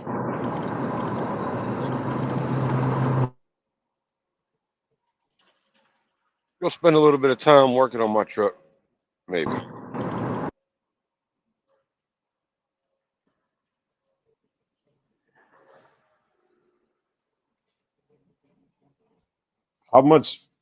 How good a ratchet can be, personally speaking, I think, my personal opinion,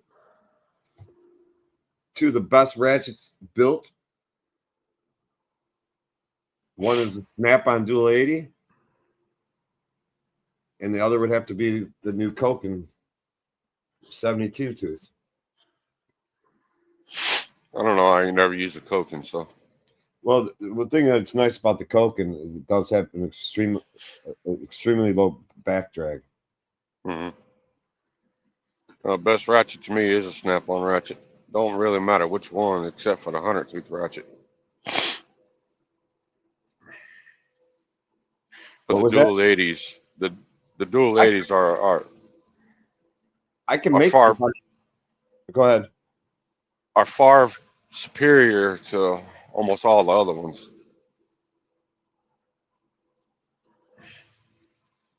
Now, Snap-on is supposed to correct the problem that the 100-tooth ratchets were having.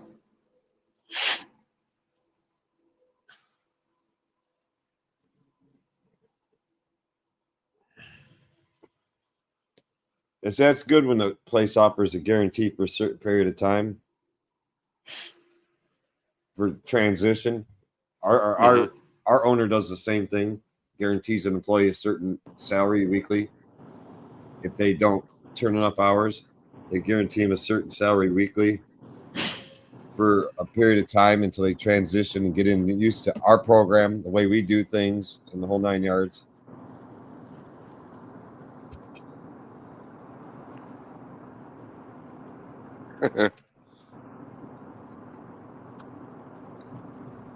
All right, one more time for the people in the house.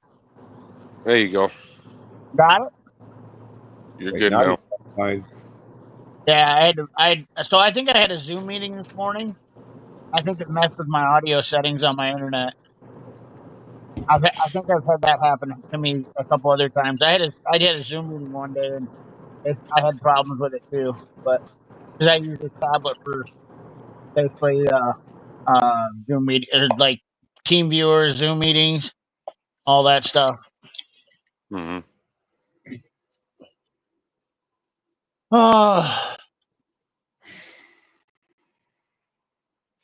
Anyway, we're back on track. That's all that matters. I just hate to I hate audio noise. You know, it makes it uncomfortable in the stream. Yes, the tool truck can only charge if you use it. Exactly. That's why you pay cash. The way I do it. Well, Is I'm not Frosty a having professional. problems? Huh? Is Frosty having problems? No, other than the noise, the feed is making it really loud on our end, and everybody's bitching about it. So he muted his mic for now. Who cares about interest? I mean, let's over exaggerate a little bit there. $300 a socket. I mean, what are you buying? 1 inch, 2 inch socket? Mhm. I mean, I think you're getting into sockets at $300 a socket. That would be like, you working on like D9 cats or something? Because I mean, a quarter inch socket ain't no $300. Let's be over dramatic. A lot. Well, I thought we were talking. What's that? I bought the quarter inch 5/8, I think it was, from Snap-on for like $10 a socket. Yeah, yeah. Small sockets aren't that much money.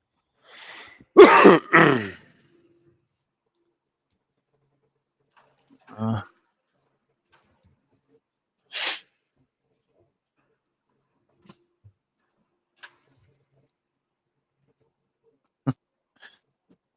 I was exaggerating a little bit.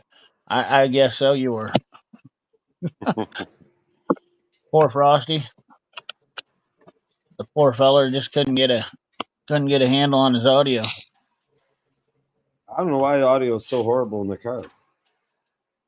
Yes, that's what I mean. A 1 inch drive. That's what I mean, Richard Morrison.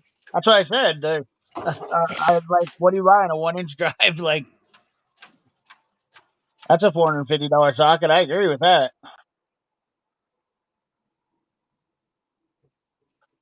I don't know. I don't know why it was so bad. The audio is so bad on Frosty in the car because Yeah, just Ragen's jumped on many times, although he's using headphones and a mic while driving a semi.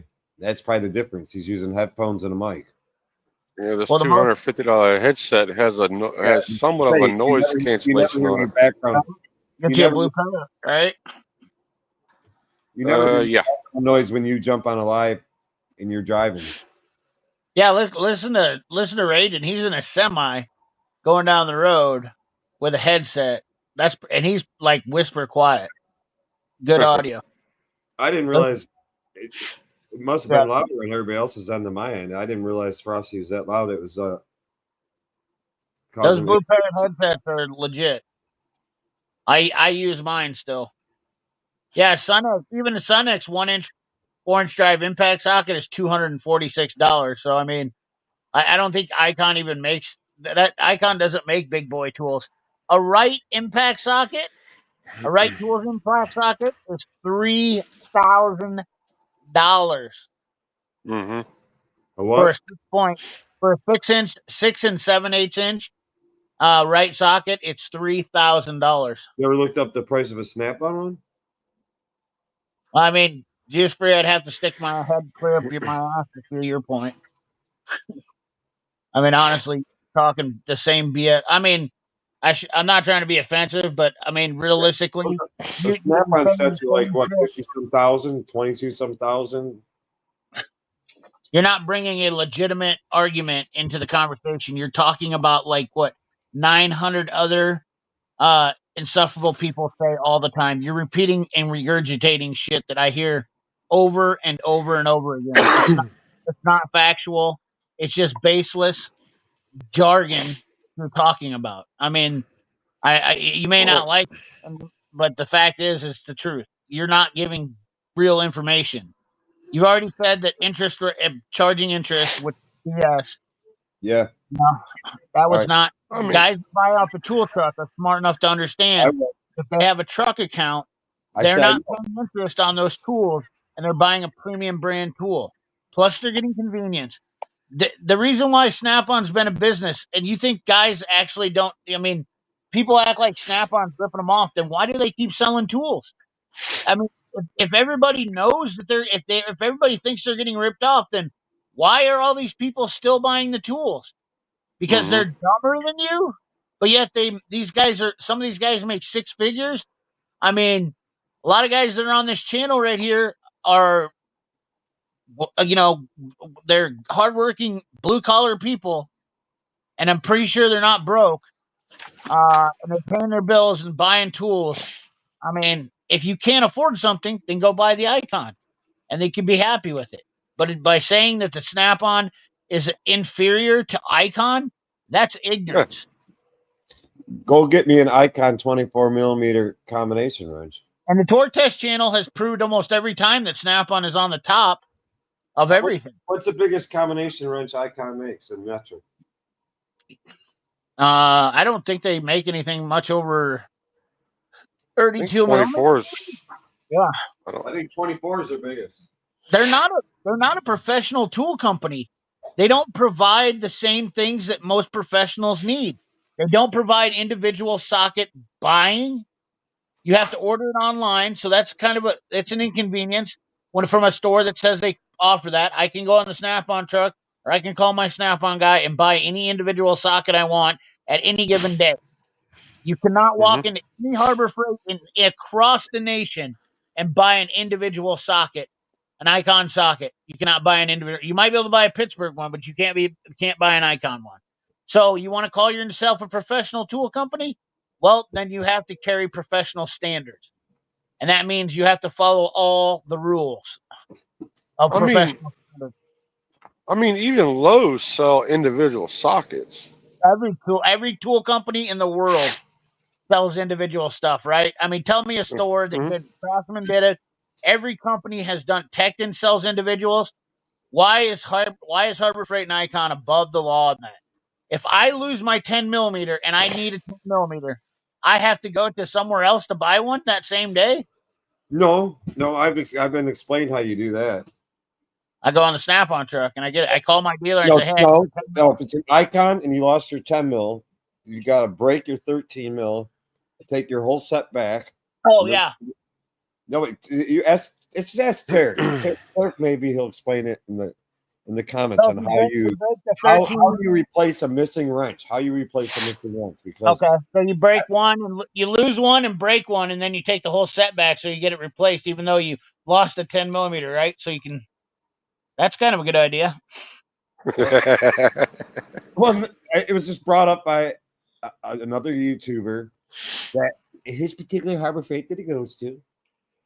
Yes. They take care of him because he's who he is.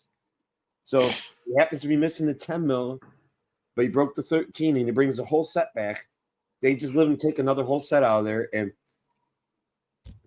they basically let him steal a 10 mil wrench that he never brought back in the first place because he's special. And it's special. Those, family takes care of family kind of thing. Now I know my Harbor Freight would probably tell me to go fuck myself. I ain't never heard of a Harbor Freight doing that shit. I'm not giving you a free wrench. You're missing a wrench on it. I'm not against Harbor Freight. Okay, I'm going to tell you that I'm not against Harbor Freight. In fact, I bought the Icon light and I enjoy it. I do like it. A lot of lights are made overseas. Is it exactly the quality I would expect? No, but I'm also paying $60 for it. To be fair, that's also a question. It's not. It's really a statement. It's not really saying that Harbor Freight's changing the industry. It's all. I mean, Dave, was this not a discussion topic title? I mean, that's kind of what live streams are, right? We debate. We talk about. I forgot the word. Right. I really didn't forget. I just could have put is. You're being sarcastic too. Harbor Freight's not changing the industry. No, because they're copying the industry. They're not being innovators in the industry. They're absolutely not innovators in the industry. 100% not being innovators. The only thing they're doing is lowering prices on tools that look like Snap-on. They're copycatting tools and saying, I mean, Tool Demo's video was absolutely great. The Harbor Freight engineer, Odie, literally trolled himself by saying, yeah, we got engineers. Oh, and by the way, for anybody that wonders, just a heads up, Odie was not a Snap-on. Odie was not a Snap-on engineer. I know the tool company Odie was working for, and I can't say because I don't want to get some people in trouble. I can promise you he was 1,000% not the Snap-on ex-employee. The tall guy that was in the Harbor Freight video, he's the one that's the Snap-on one. I'll rat him out. I know who's who. But I can tell you this much. Odie was not. He did work for a tool truck, but it was not Snap-on. That's all I can say. If anybody watched that video, answer what Yeah. question? I mean, I what? watched it. Yeah. What? Yeah, 7 3/8 is 5,200 exactly. I mean, so there's multiple companies. I mean, SunX has a socket. Once you get into those size sockets, we're talking 300. Everybody sold them. It's like he was Oh, dodging that. It's actually like he was dodging that question and not wanting to answer it. no, he wasn't because he couldn't. They weren't. They wouldn't allow him to. I mean, they just trolled. They just trolled him. When stop tweaking wrenches for comfort, bragged. Yeah. Normally. So what was the question or answer the question? What question? What? Yeah, I don't know. What? I'm asking a question, not making a statement. How long do you think until we reach the theoretical limit of how good a wrench can be, or have a wrench limit? Oh, I mean, Well, this is a true statement. Okay, I know this is. I'm running way behind here. I feel like Fluffy yeah. right now. I feel like Fluffy. Terry's making a very good point here. When it comes to the rating on Torque Test channel Or Project Farm. or Project Farm, they really kick the shit out of Snap-on and the cost. Right. So we're not comparing a tool to the performance. Like, that's my complaint about those channels. We're not. If you want to know whether the tool is good, then why does the price matter? Are we after the how good the tool works, or how much it costs? Because those are two completely different things. Am I off base on that? No. I mean, that's what that price factor is that's the deciding factor to catch people for views. That's what the problem is with You know what? YouTube. Paul P says you got to order replacements online too with Harbor Freight. You know what a pain in the ass that is? You actually have to dig through their catalog and find that individual part number. Right. Uh-huh. Pain in the ass. Well, And then even to get to call, which I watched a fellow employee of mine call, and they played stupid like they didn't even know what the fuck part number was he was giving them. Answer the question. yeah. But I mean, that's the problem with that. The price is the hook to get the viewers, because the viewers always will subscribe when you give it to Harbor Freight the win because of the price, and you go, well, this price makes it better. That's the difference in them getting subscribers and more views. That one thing right there is the whole key to the puzzle, and that's why I hate YouTube, because we don't compare tools versus tools anymore. We compare tools and price, which doesn't make a sense, because you want to tell me that a $10 bill performs better than a $100 bill, because I'm gonna tell you that's bullshit. Well, I think I can answer this question that Juice asked. Juice free. If you send me your address, I'll send you some orange drink. But anyway, maybe even a Harbor Freight gift card. But I answer this question, Terry. So no limit. Well, Terry may have a limit on particular tools he buys, like a scan tool or this, that, depending on what he's going to use it for. But when it comes to cost, quality, and if he fucking wants it, I think everybody here on the panel can speak for Tarek. No, there is no limit. If you're talking about price, he will fucking buy what he wants and he'll pay for it. Yep. Bought an Icon, $20, 20 something to get a replacement sent to me. That's pretty. That's how long did it take? I wonder how long it took you to get it. A couple days. For one, Yeah, Paul, how long did it take to get it? for one caster for a Series 3 toolbox, you're talking $40-something for that one goddamn caster. Seriously? Get it $40? replaced. Yeah. Wow. Yeah. That's kind of pricey. But everybody's got to realize when it comes to warranty too. You know, everybody thought SK was such a great company. Right. I hear SK is not very good about warranting they're old SK tools now. No, they're not.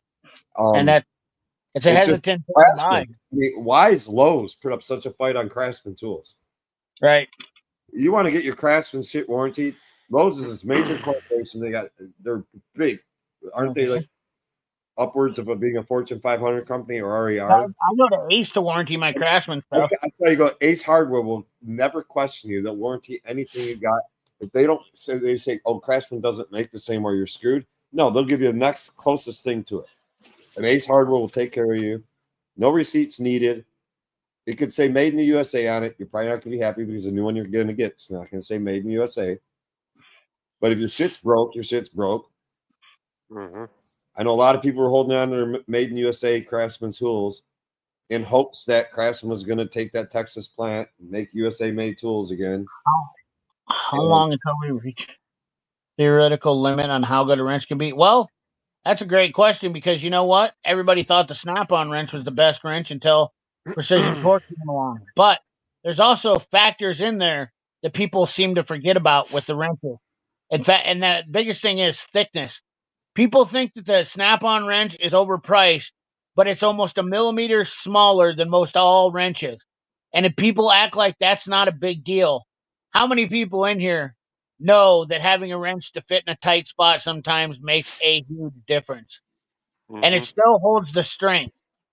I don't know if you saw, Sergio, I sent you a link. If I didn't, let me know. I'll resend it. Right, Dave? The thickness of a wrench? There are snap-on wrenches do work on things that other wrenches won't. Right. I mean, we don't know. A quality wrench without having to use a thin wrench, which a thin wrench has got very limited. It's very limited. I have noticed that my Precision Torx are a little bit fatter than I really do like. I have noticed that on some like alternator nuts and some, tight spots, they were kind of a little bit chunkier than the snap-on wrenches were, which I don't have a lot of snap-on wrenches, but there is a difference. The price for the wrenches that Snap-on actually wants from JWC. Here's where the whole damn problem comes in, and I don't know how you completely solve this issue. The actual price, Snap-on loves when somebody goes on their website and orders tools.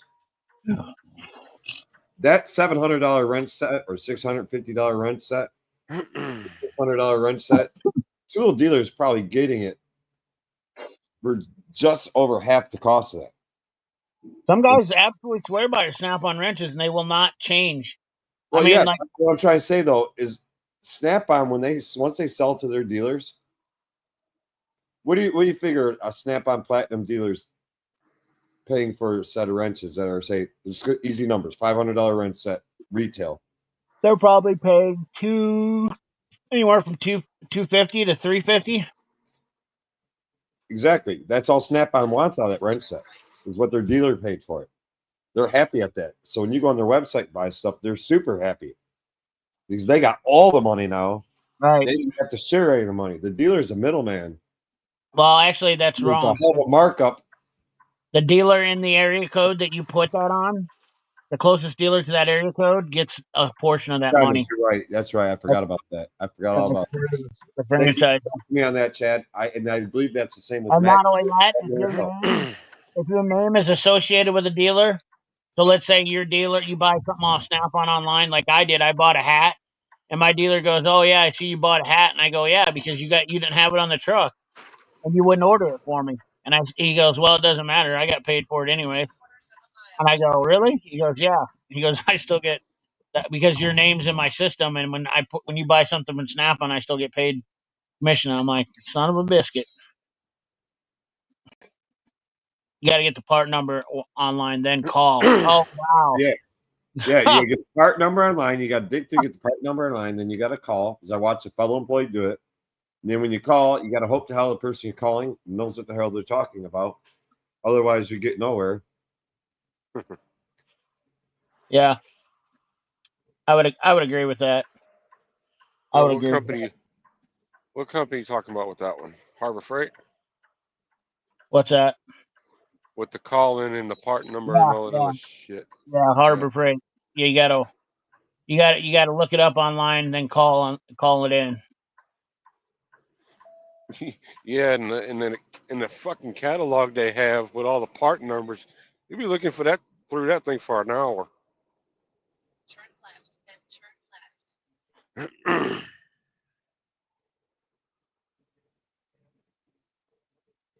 What's TCC and PF?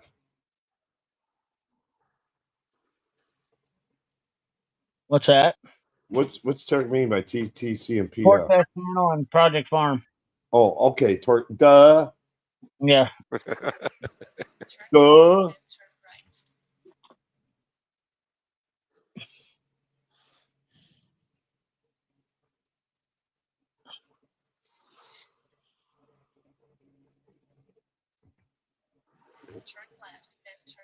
How about you shut up, Miss Boss Lady?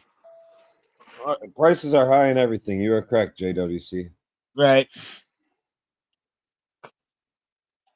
I didn't order. It wasn't worth it. I paid $65.70 for the set. Like, I get a kick out of Harbor Freight guys using the TH scanner, pissed that they won't work on their diesel trucks. Yeah, and then there's no support for it. So I think the price gouging is why it's. Sorry, I'm reading your shit for you, Dave. I automatically did it. I wasn't even thinking. It's all right. Saves me.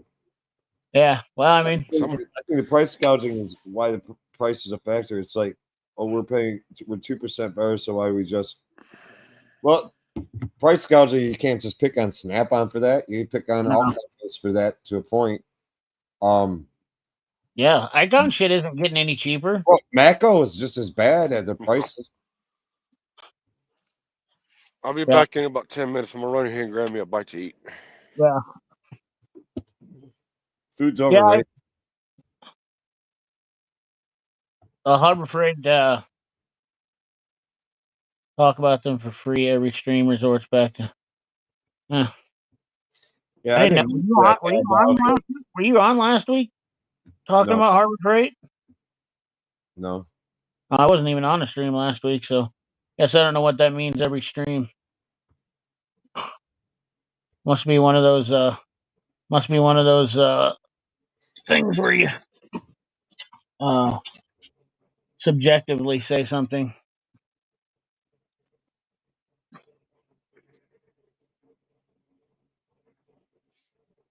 Like Kamala winning for a fact. Things that you think you know about, but you don't really know about.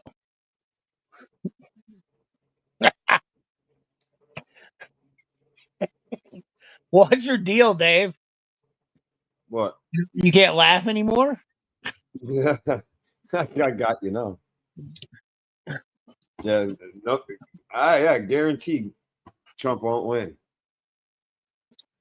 I heard that from a lot of people. I said no. Trump won't win. There's not a chance.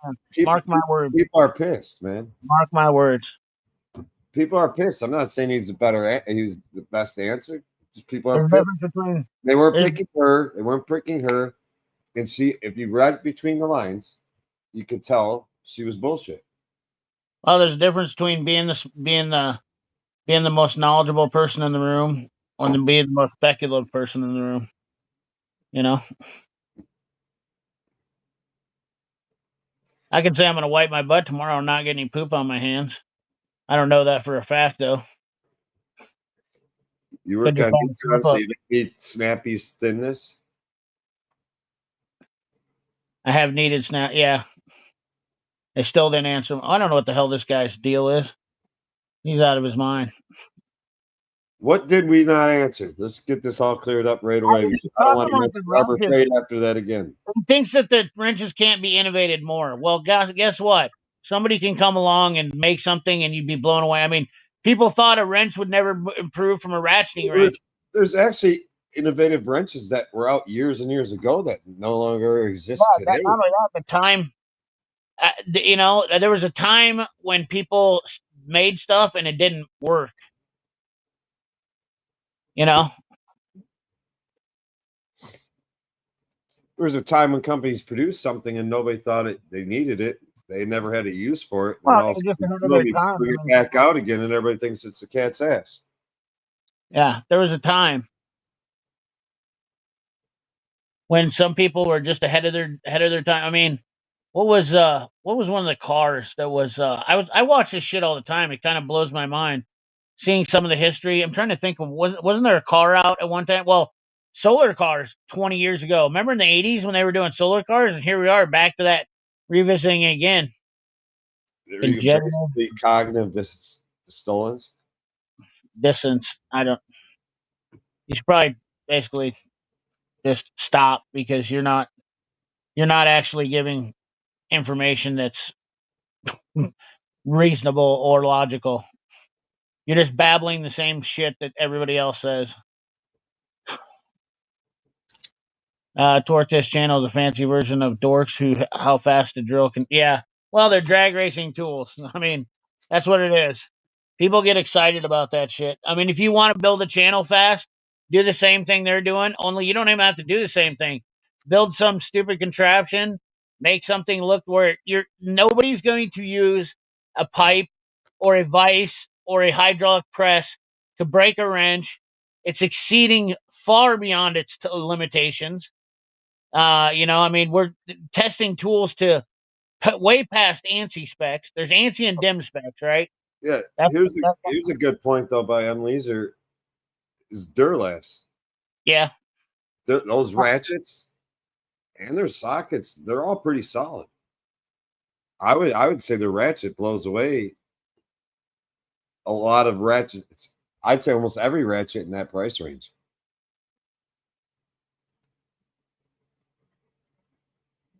I think he told us to. I think he said we have a lack of harmony, is what he said. Who? That's what Juice Free was saying. Cognitive lack of harmony. I think that's what basically he was saying.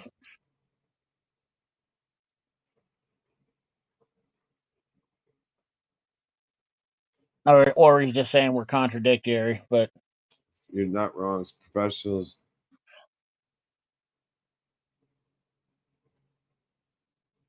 No, I'm not exactly. I'm not buying the most powerful tool.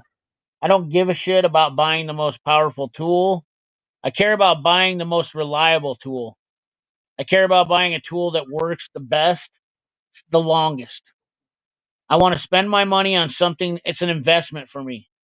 I don't want to have to buy it again unless I buy a piece of shit. Then I'm buying it again.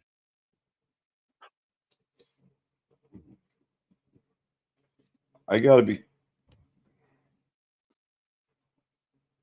Snap-on guy lives up the road. If I could see his house, waiting for a tree, I'd call him if I really need a tool. Right?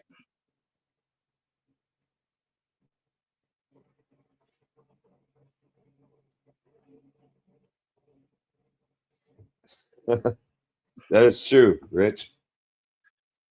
Actually, I don't think they want that to happen. Do you notice? I guess, in considering she's still the vice president of the United States, I gotta be careful about whether I call her. Yeah, you got to watch out because YouTube Kamala will or Kamala. YouTube's been cracking on anybody who says anything about. I'll tell you, like if you say the T word, they target your channel. You can say Transformers, you just can't say the other word. Yeah, you can't. That's you 100%. Say newcomers, you can't say the other stuff. They're targeting. That's going to change real soon. I basically I'm done with YouTube until they get their shit back together. Now I can answer this question honestly. Yes, Fluffy, that's what I said.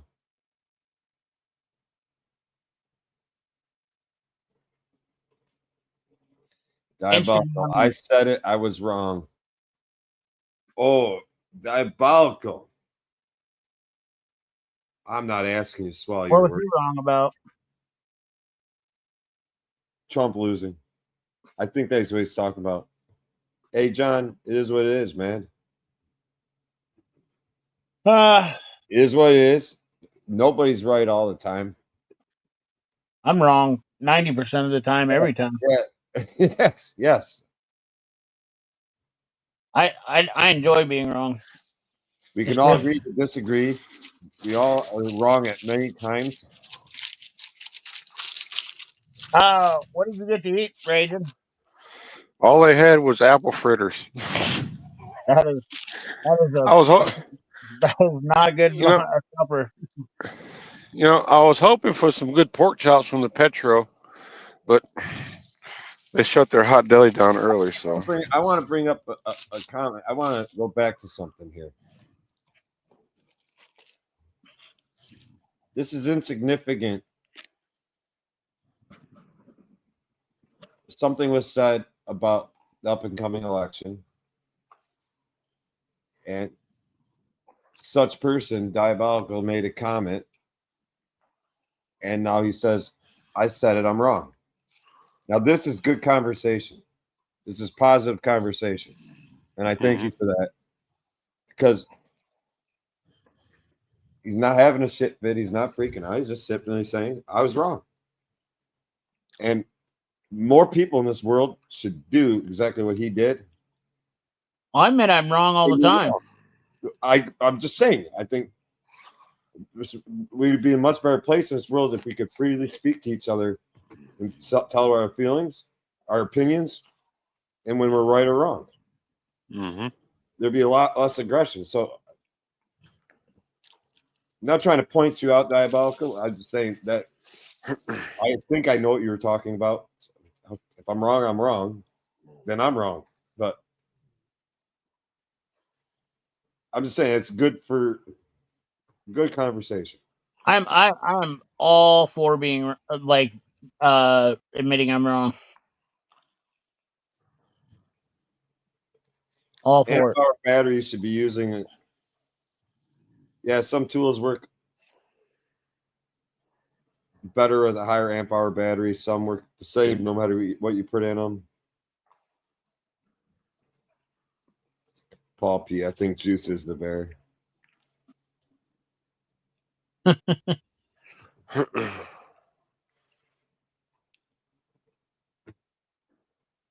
mm-hmm.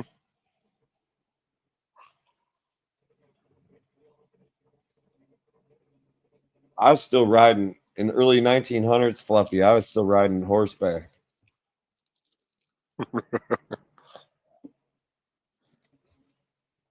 I've been wrong about several things. I There's was like, something that renegades, let's head out. there's something that I was thinking about being wrong about the other day. What was it? Oh, these smaller these tool organizing companies like Tool Organizer. So I've been going through and talking to some different people, and Tool Organizers went out of business, obviously. But all these little 3D printed shitbag companies, um, they they made a cool product, SPS designs and so on and so forth. But I made a mistake by ever promoting them because because they're not able to maintain the shit they're supposed to do. Yeah, Fluff did kind of say that Snap-on's the best, and it's probably because he realizes that his toolbox is probably starting to sag in the middle a little bit. That's why it needs a third wheel up there, and he probably realized he should have bought a Icon or a Epic instead of a Matco. You know, I mean, shit, even a freaking U.S. General over a Matco. Come on now, Fluff. I should have waited for a company like Ernst or somebody that's got a reputable. This is one of those things. Once again, this goes back to reputable reputation and longevity. We got I to take a won't. snapshot of this. Screenshot this. But heard it, folks. Fluffy says Snap-on is the best. Fluffy's like, no, I didn't. Oh, When did I do that? He's about to lose it. He said, "Notice I said best." Yeah. All right. What is Juice's pronouns, by the way? I need to know I need to know their pronouns so we can refer to Juice Box as. What is Juice Box? What's your pronouns, Juice Box? What are your pronouns? So we can address you properly. well, it's juice free, so I would say they accept no fluids. That doesn't necessarily. Just give me your pronouns so that way I can understand better what I'm doing. I'll tell you, this is, you know how they say breakfast of champions? This is a dinner of champions right here. Apple Two fritter. apple fritters, a monster energy drink, and a sundrop. I'm talking about. Oh, Talking about sugar overload. Don't lie, you'd have Snap on everything if your Snap on guy didn't piss you off. if more people did, if more people admitted they were wrong about things, this world would be a better place real fast. Mm-hmm. Because we all make mistakes and we're all human. Sergio's talking about Fluffy here. Don't Oh, lie. yeah. We all know Yeah. you'd have Snap on everything if your Snap on guy didn't piss you off. Right? Well, I mean, you could literally put a Harbor Freight store up and a Snap-on store up next each other, and you make the prices the same. The Snap-on store will be flooded. I guarantee it. I promise you. You make the prices the same as Snap-on. That's the only difference is. Okay, so everybody talks about Harbor Freight being better, and the people are like, I still wouldn't buy Harbor Freight. You're a damn liar. You're a damn liar, sir. Ain't a person in here gonna tell me they're even gonna waste their time going into Harbor Freight if Snap-on's selling everything the exact same price as Harbor Freight, which will never happen. But hypothetically speaking, if that's the deciding factor between Snap-on, you don't give a shit about the quality. You have no desire to learn about the quality. You don't care about the quality. You don't understand the quality. You never use the tools enough. Everything that you know about Snap-on is an absolute obsolete statement. Your only care is the price, and that's the biggest factor with most tools. Everybody compares it based on price, and it don't matter what it's. I mean, that's why we buy shit that's cheaper. That's why I buy Sunex sockets, because I didn't want to spend the $450 on a 3/8, and that's okay. I mean, there is nice tools out there that are less money, right? I mean, there's tools out there that cost less that people enjoy that aren't as expensive as Snap-on, and maybe they're not using them as much. That's okay. There's nothing wrong with Mm-hmm. that. Nobody's saying you have to buy Snap-on. Nobody even says the Snap-on guy comes up, puts puts his finger to your temple and says, "Listen, bud, you're gonna buy Snap-on today." Nobody Well, does. That's not realistic. well, diabolical. I just wanted to point that out that we all can talk. We can all have our differences. I'm not even saying you wanted her to win. My Versus, pronouns. I can't say we had the best choices. I mean, We didn't. well, we got one that's a hothead that you don't exactly know what he's going to do. And we Yes. got the other one that I don't even want to go down that road. But I'm just saying, thank you. Everybody's civil about it. I think you picked up that you kind of got called out about the comment. You don't have to own it, but just to say that, yeah, I said it. I was wrong. It's all fair games, bud. It's cool.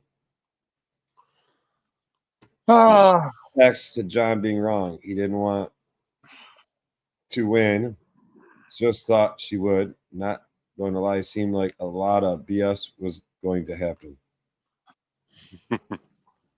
I don't know who that. I do not know who. I don't know who Camel was, but Juice is funny. I will say, I like you, Juice.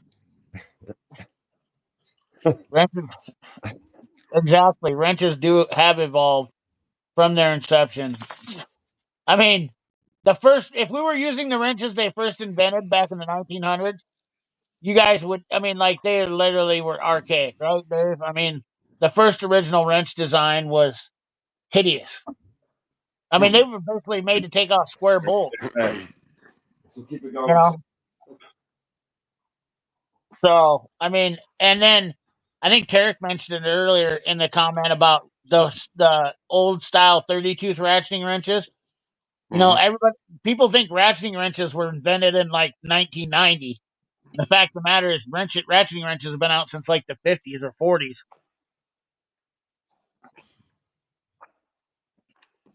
So, you know what I mean? Like everything can evolve. Did anybody think that there would be a Taiwanese wrench that came out? No, but there is. Now there's competitors. Icon, Carlisle, Milwaukee are all top performers from Infar. You know, Precision Torque. They're all made by the same company. Different brands, a little bit different specs, a little bit different metallurgy, but all 4 wrenches are made by the same company, Infar. Mm-hmm. So, I mean, that's one company putting them out. No surprise. I don't know. As long as the tool does what I need it to do, I don't give a damn what name it's got on it. Right, exactly. For sure. Yeah, I mean, if you're happy with your purchase, that's all that matters.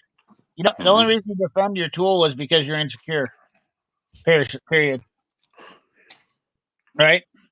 That's what she said. Right. I mean, we've all been down this road. You know, I defended shit all the time, and it was just because having a conversation with people like Juice Free, I don't think he has the experience in the industry. We And I don't think have he fully small understands. minds. We can't think there's no limit Well, to how good. How good do you need a wrench to be? I need a good wrench. I I need a mean, good open end wrench. I don't think you can get much better on an open end wrench than what we have now. And the box ends, I don't give a shit what anybody says. They're almost No, the box indestructible. end. Yeah, you can probably go pretty low on the spectrum and still have a pretty good box end wrench. That's what I'm saying. Not gonna You buy a top end box end wrench, they're pretty hard and pretty indestructible. So Yeah, but I mean, like you could actually go lower down the tree. I mean, even my SKs, which I absolutely hate. You know, I've used the box ends were great for years. They did a great job. Okay, which they're not considered a terrible wrench, but still, I only paid $120 or $150 for them back 20 years ago for them, and that box end is plenty good for doing box end things. The open end sucks, but I mean, that the box end is definitely a solid point that's been, like that had, you know what? If Juice wants to make an argument, the box end is probably the most non-improved part of the wrench, right? I mean, that's the one thing that's really not evolved that much. The box end of the wrench. It's the open end that has been evolving, different Yeah, because variations, right? Anti-slip to, different variations, different head designs, thicknesses, strength, tolerances. Shannon, they told her she was winning, but you know why she didn't win? Chlamydia didn't have No, a chance. because originally it was because uneducated white females did not vote for her. Then it became uneducated voters in general did not vote for her. And then too many uneducated black men voted for Trump and not for her. And it's very interesting that it's always got to mention uneducated and point out a particular person, like white people, white women, uneducated white women didn't vote for her. Uneducated young white men didn't vote for her. Uneducated young black men didn't vote for her. Uneducated Hispanics did not vote for her. If you watch this freaking left wing media, they all originally had their say on what happened, what went wrong, how she lost. But it's very interesting. They're doing a freaking over $1 million recount for a Senate position in Pennsylvania, and they literally are saying we're going to count ballots that we had to set aside because by law we couldn't count them because they weren't properly filled out, they weren't properly done. And according to Pennsylvania state law, we cannot count these ballots. There was Don't get problems. buried in politics.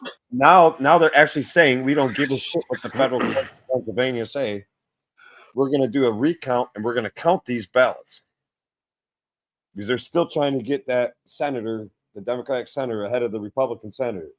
Now, and they said a lot of these non-qualifying ballots they believe are Democratic voters. You're gonna get yourself in trouble talking about this shit, Dave. I'm telling you. I ain't worried. I'll delete it. What are they going to do? Come arrest me? No, they'll just shut your channel down. Okay. The YouTube The wait a lube minute. tube, What I'm the trying to lube say, tube is upset. if the Democrat, if they feel as though there's so many Democratic votes improperly filled out, improperly labeled, improperly this, improperly that, and they said that we're going to count them anyway, even though it's against the law of the state.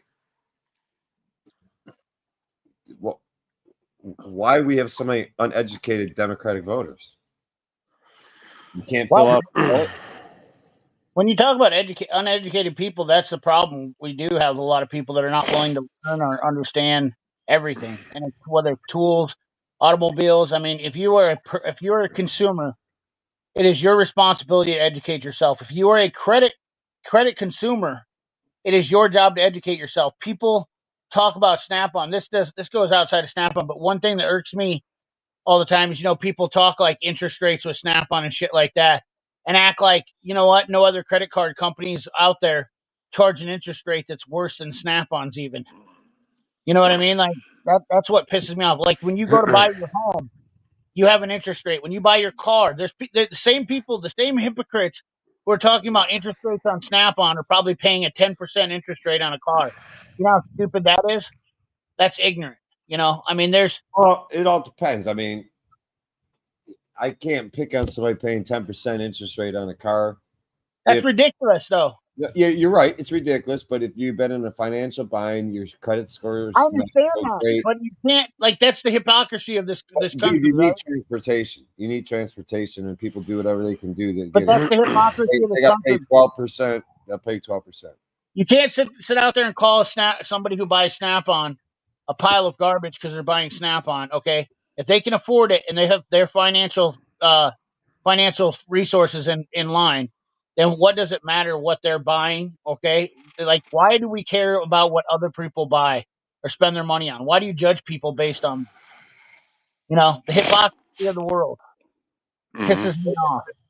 Back to this comment, Fluff. What are you talking? You trying to say I'm ancient? I'm ancient. If I'm I ancient, farted. I'm gonna come down to Texas and kick your ass. I I'll farted the tell you other day. how old I am, Fluffy. I farted the other day and blew a dust cloud out. I said, "What are you doing?" I said, "Ain't teaching. I'm ain't Diabolical. teaching." Diabolical. That's you and me both. That's the story of my life, man.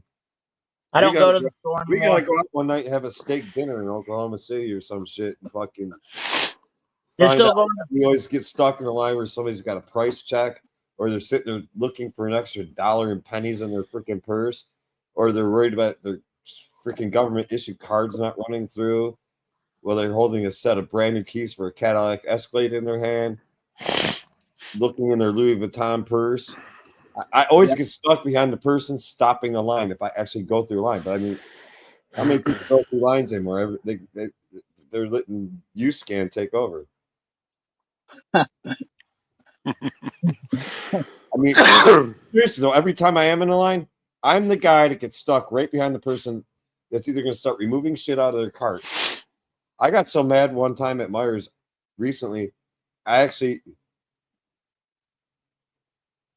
told the lady, I said, you know what? Stop playing games here. I'm in a hurry. And I took a bunch of the stuff that she kept playing around with, which is going to bounce in out of her cart. And I took it and I said, like this. And I grabbed those things. I put 2 blockers up. I said, pay your bill. Run this. Put that stuff in your bags. I'll pay for my stuff and this remaining stuff of yours here. Please, I'm in a hurry. And she goes, I'm not looking for any handout. I said, I don't want to give you a handout. I just want to get the hell out of this store. I literally paid for like 33 some dollars of her freaking shit just to get her out of the aisle, get her out of that lane.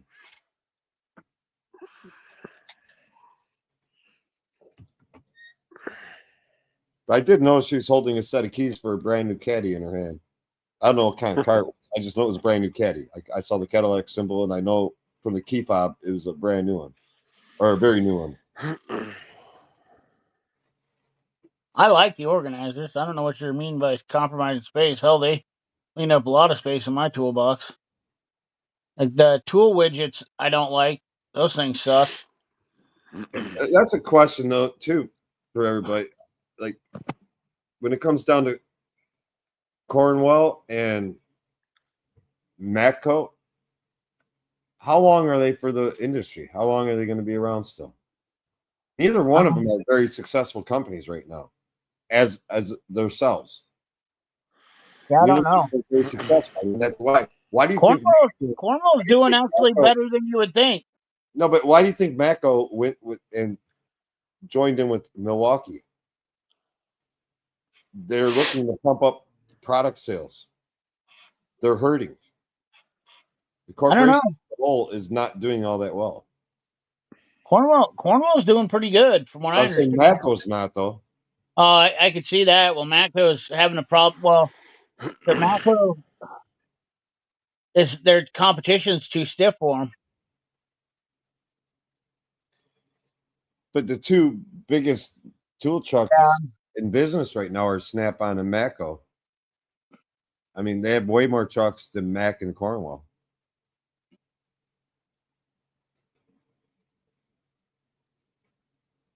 What?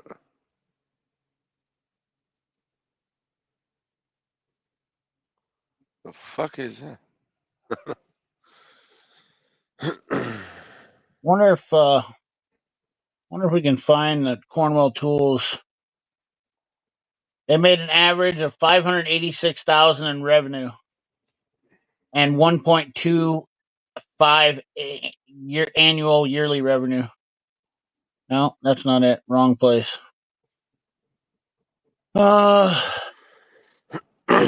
That's correct, Richard. I don't know if you can actually see anything because they're public. They're not publicly traded, I don't think. Move pronouns are H and F.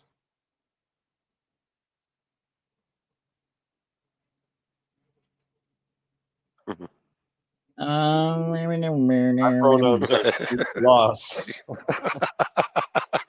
My pronouns are she lost.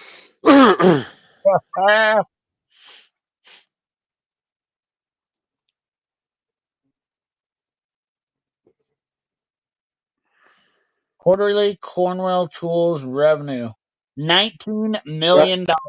Yes, there's limits to things. If you're a male right now, juice free, there's only so much you can do with that thing hanging below you.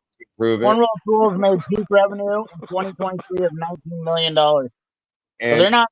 That's pretty good. And if you're a female, you have to pay money to improve things.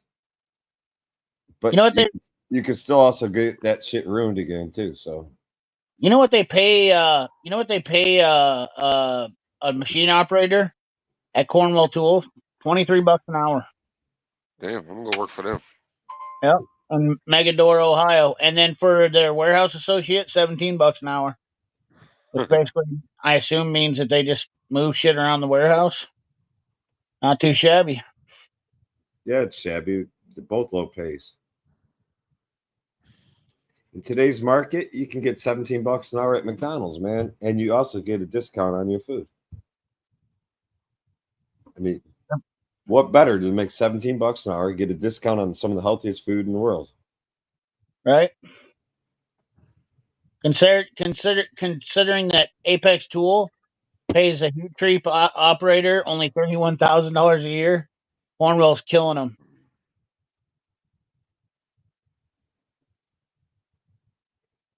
So you can live forever if you feel it. Turn left, then turn left. Well, I will say this much when it comes to age. If you worry too much about age, you're going to turn into this insufferable, old, miserable person that's like, I'm 55 now, or I'm 60 now, and I'm 70 now. I'll tell you what, my mom is going to be fucking 90, and she still goes up a flight of stairs to go to bed at night. She still drives a car, showers, washes her own ass, does everything on her own, goes where she wants, does what she wants, when she wants. Age is just a state. It's just a number. Pretty much. Take care of yourself. You'll be young for a long time. Jeez. Oh my God. Who is this dude? I don't know, but he's funny. He makes me laugh. I like him. Yes, nice tools for money. They're That not. 10% that missing in quality is Yeah, worth that's that 500 more well. percent. That once again, he's giving a baseless statement. He sounds exactly. It might be the bear. I'm pretty sure Juice is the bear. Yeah, that's what he sounds like. He sounds like he's been bear washed. Isn't that like that's the new thing? Like you get bear washed. If you're a Harbor Freight fanboy, you've been bear washed. Hey, Basically, he Juice, washes you in bear shine urine. on. Wait a minute. You This get is washed a in good bear one. urine. Does your single wide have an addition, Juice? He's been washed in bear urine. I've been baptized in the bear urine of Harbor Freight. Does Harbor Freight have a drink? 'Cause if they did, it would be called Juice Box. The Harbor Freight Juice Box. It Damn. would cost 99 cents, and it would have. Double Uh, wide and all the smokes he wants.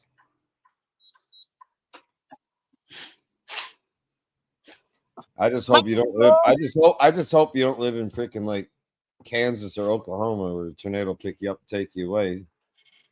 So enjoy your smokes.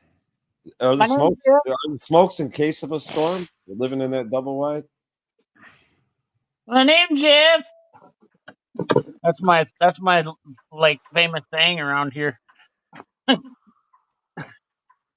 Whenever one of the shop guys calls me and asks me a question, I'm like, "What up, Jeff?" We had a guy named Jeff who fucked up everything. I agree with that, Tarek. I agree with that statement. I thought we were out of respect for the world, the Lost community, in Belgium. and diabolical. We were not going to talk about holy fuck anymore. So My name's Jeff. My name's Jeff. I never agreed to that.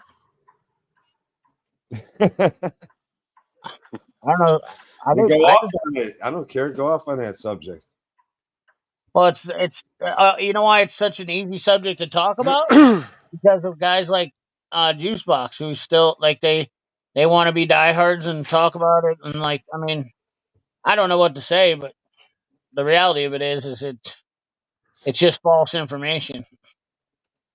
It's everything that they say is not true. Well, Fluffy, All right. Fluffy. Now that everything's said and done and over, the truth be said, I feel really bad for you because Trump is going to tariff Nissan so bad they ain't going to have cars here anymore. And he's already arranged to buy all the property that your dealership's built on to set up one of his camps there You know, to lock them up and ship them back off to their homeland. So My you're part. name's Jeff. I'm joking, Fluffy. you know, Juice, whatever your fucking name is, Juice You Box, need more than a Juice, green card to vote, don't Moose, you? Deuce, There's whatever. there's Juicebox's Douche. tool truck. Yeah. You know, for anybody that's on this panel right now, I am probably the one that has shopped Harbor Freight the most. Mm-hmm. And I'm gonna go ahead and tell you right freaking now, there is certain things at Harbor Freight I will not endorse, I will not buy. Not everything at Harbor Freight is fucking good. I mean, a lot of it's junk. Well, that's where Yeah. they make their money. They make their money off the fucking junk. They Right. make money off all the stupid little impulse buys and the cheap shit. They're no different than a dollar store.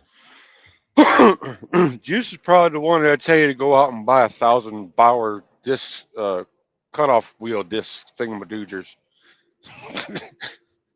Go ahead, My name's Jeff. get get one, and have that son bitch split in half and go through your leg.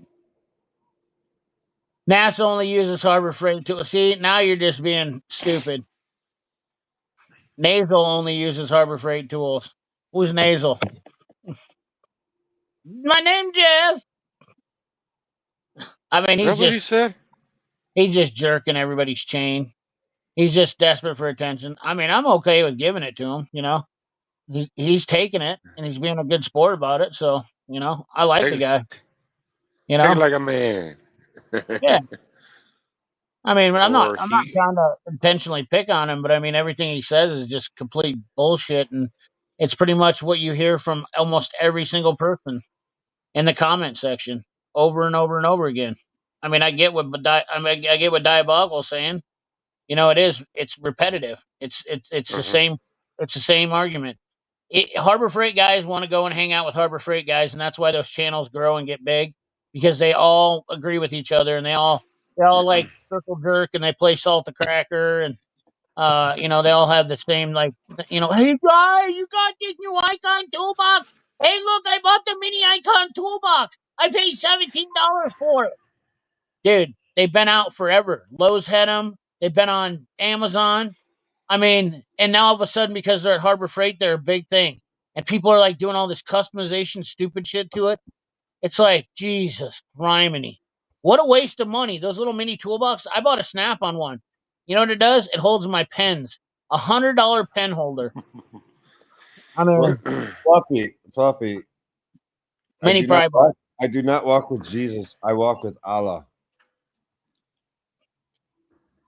So that you know, and I walk with Allah because I get breaks during the day from work because they can't stop me from my religious beliefs. Yeah, I had to go buy carpet. I didn't buy carpet. I actually bought one of those like knee pad things because I don't want to put my knees on carpet on cement. But no, I walk with Allah. I do too. I walk with Buddha because he has a big belly. He's a big bellied man. Helps Yeah, that Cornwall's neighbor. never had a presence in my area either. Yeah. Tool widget sucks dick. They're terrible. Too damn expensive. Well, they're expensive, but they're also he's like he said, shit customer service. The guy's an asshole. Well, also when it comes to how long tool trucks will be around and blah blah, and some areas will be non-existent, I honestly believe we probably will see this as a problem unless things change. Because as the old guys get out and there's no young guys that are able to afford or take over the routes or have the desire to put in the work, the effort.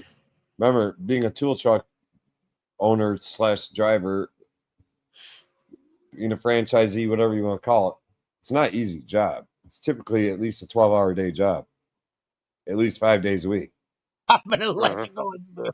And then you have to work on the weekends and all that, restocking your truck, getting in inventory, whatever. It's a lot of work. But in today's world, the initial investment into a tool truck is very high. I Uh-huh. bought a lot of yeah. Well, it's 100. It's like you got to pay franchise fee, and like I think like minimum to buy a small truck and a small inventory is like $150,000, and then that's not including your insurance and maintenance and shit like that you're gonna do the first. I mean, I told you tonight I'm pulling a Fluffy. speed it up. You're being yeah. Yeah, Shannon, they do struggle getting dealers out, but that's the problem. They're really strong in certain areas and then not strong in other areas. We had Mm-hmm. a Cornwall guy, a new Cornwall guy, another new Cornwall guy started, worked 2 weeks and left and went to be a Mac dealer. Ha! Now he's a Mac dual dealer. Shit you not, I can't make it up. Had his truck rewrapped and everything. I think Mac paid for it, to be honest with you. That's your guys' fault I can't afford Snap-on. That makes sense. Oh boy, wait till you get to these comments. They really get awesome. Hurry up, you got to get down the road here. Let's go, Dave. Hired up. So it's our fault he can't afford Snap-on. Now, just wait till wait. We got a better one that comes up I before can that. see Fluffy binge watching. We got. He's an astronaut, and I say that lovingly.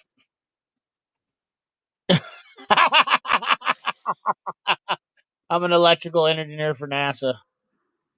How, Yeah, you wish. And I'm a well, gynecologist. I work for SpaceX as a rocket designer. So I'm better than NASA. I got 10 million miles under my belt. Look at Yeah. Oh this. shit. You Nasal. can't even see NASA. Nasal. This is Nasal. Nasal only uses Harbor Freight, so he must be like he's an ear, nose, and ENT specialist. All our U.S. government freaking entities use for the most part American-made only tools, Right. aka Snap-on for the most part, and that's where Snap-on If you makes buy Harbor Freight, that's where Snap-on makes a fortune. They have government contracts with them. all right, we all know better than that shit. I'm thinking, fuck this shit. I'm calling right now. Telling Oh, work I won't be in tomorrow. I gotta get in the car and go to Texas. So I'm gonna What kick Fluffy's ass. Shut up, Dave. Nissan is building cars in the United States. I think Richard Morrison's right. NASA only uses Harbor Freight tools. Well, if that was the truth, we had never gotten to the moon. We wouldn't even be halfway to the damn moon.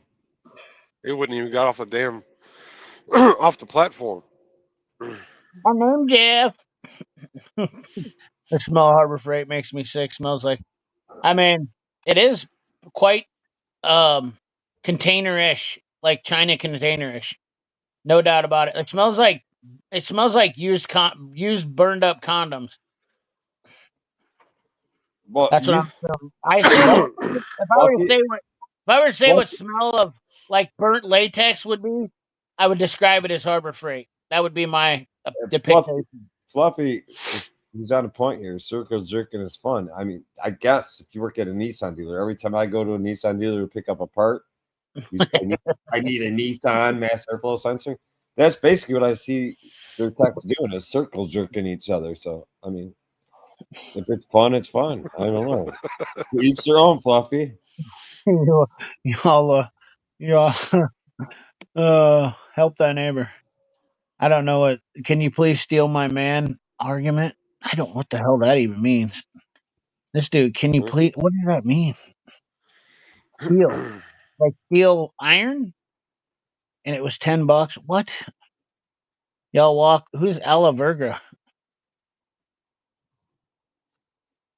Yeah. Wow. You got slaughtered about that? Who? Where would anybody have made that? Like, that had to have been the group of the dumbest people ever to say that. The Cobalt is the exact same box as that. Wow. Huh? I guess I haven't paid attention to those pages, but I see them and I scroll past them. Whenever What I does see you mean that by shit, okay? For real, bigger toolboxes are good, right? what? I don't know. A lot of technicians like at least a 24 to a 25 or whatever to a 30-inch depth of box. Right. In the workplace, they're not necessarily great in your garage. I got out of the Fisher Price toolbox game a long time You ago. cannot compare. I've never seen a box that can compare to the quality of a professional grade built box, such as a Mako, a Snap-on, or a Mac toolbox, or a Tecton. I can bring up other various companies that produce and make very high quality toolboxes. You just can't compare the overall quality if you're looking. Well, US General's fine if you want to be a weekend warrior or you're dinking around with your own stuff. I mean, you can build them. No, U.S. Generals. I've seen guys have those for years and years and years in the shop. They'll hold up. You just gotta be careful not to overload them, treat them like shit. You can't just like slam the drawers back in. Yeah, but what I'm saying is, like, it's okay if that's what your choice is. Like, it's not even about having a bigger box. It's just most guys want a deeper box, like what you're saying. Quick rounds. I mean, you and I both are on the same page. We're willing to pay the money for a bigger box that's got some depth to it. Professional environment, you run out of real estate. You can't go wider. You have to go deeper. Yeah, you run out of real estate at the shop you're at if you go too narrow, too shallow of a box.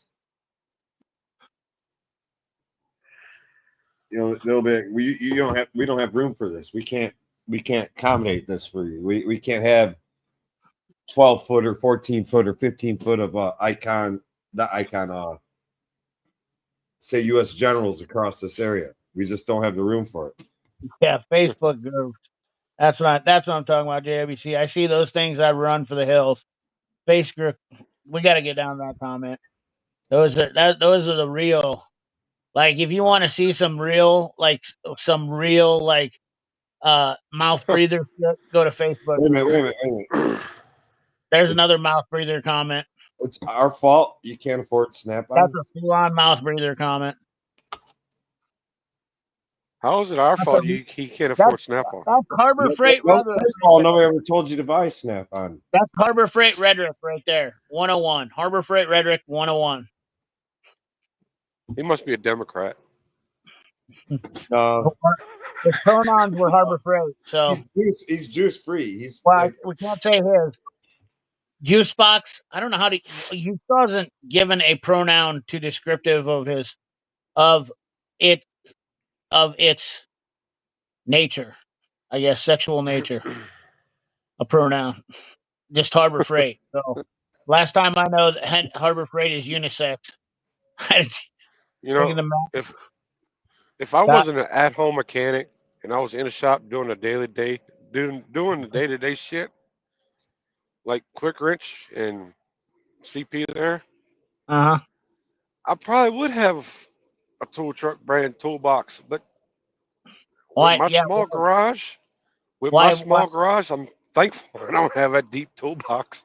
Right. Why would you buy it? I get it. Trust me. I'm not mad at you for your choice, man.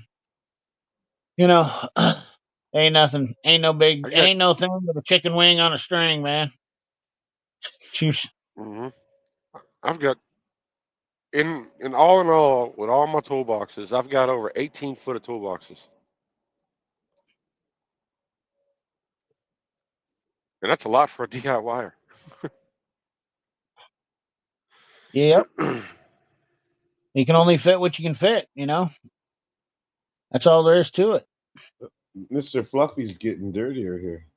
I started buying a bunch of toolboxes because I didn't want to buy now I'm thinking about buying a big one big unit now and changing my direction. Actually, I've been contemplating buying two maximizers.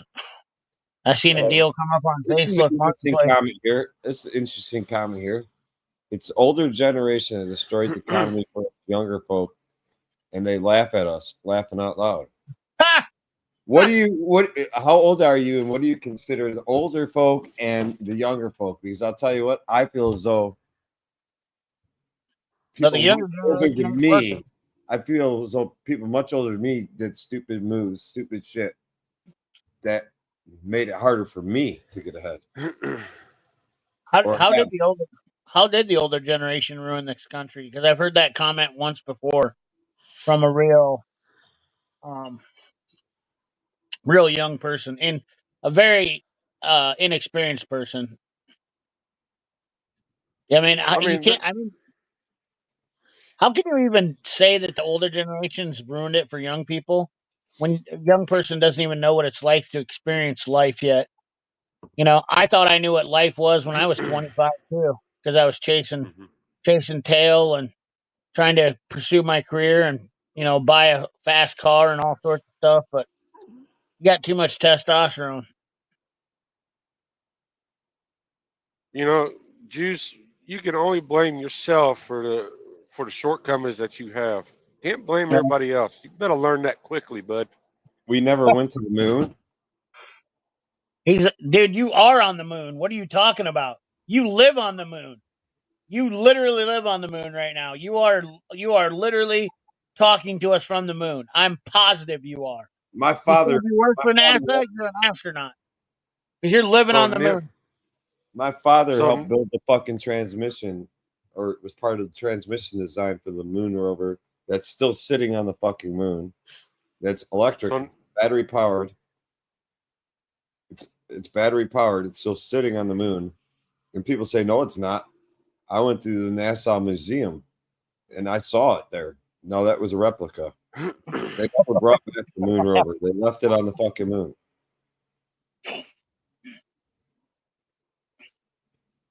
So what? What did you say there? The engine and transmission, electric motor and the transmission were designed by General Motors.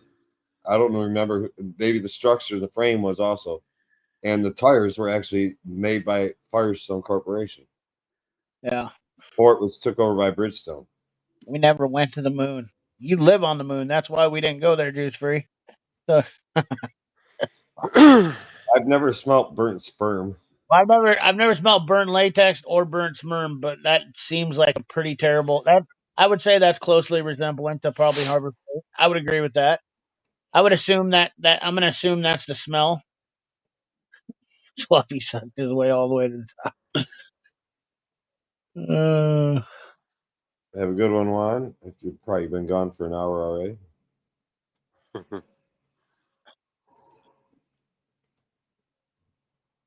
Facebook groups be wild for sure, dude. You want to see people that talk some major trash? Dude, those guys are like, I don't know what's wrong with those people. They're seriously jacked up.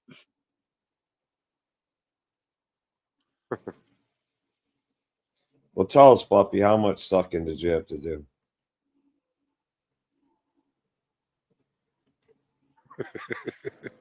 I'll tell you. Let me tell you.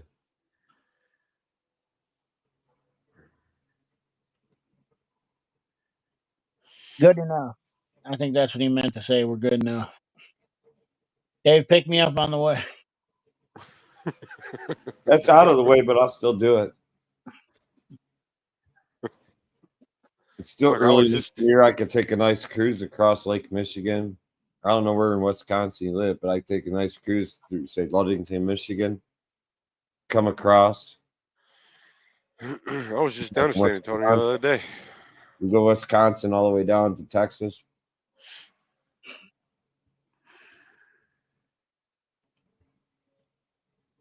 Happened on Funk TV. That doesn't surprise me. His whole channel's filled with Jeffs.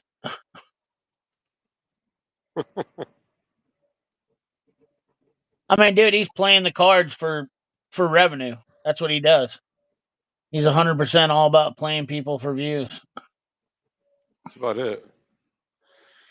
I mean, if you want to make money on YouTube, that's all you got to do. Just go around and tell people that that Harbor Freight beats Snap-on. Boom. You get like viewers all day long. I mean, you get subscribers all day long. Every time I've done a video where I've even remotely not been offensive to Harbor Freight, guys are all like, "Oh man, we love you." "Oh yeah, man, you're great."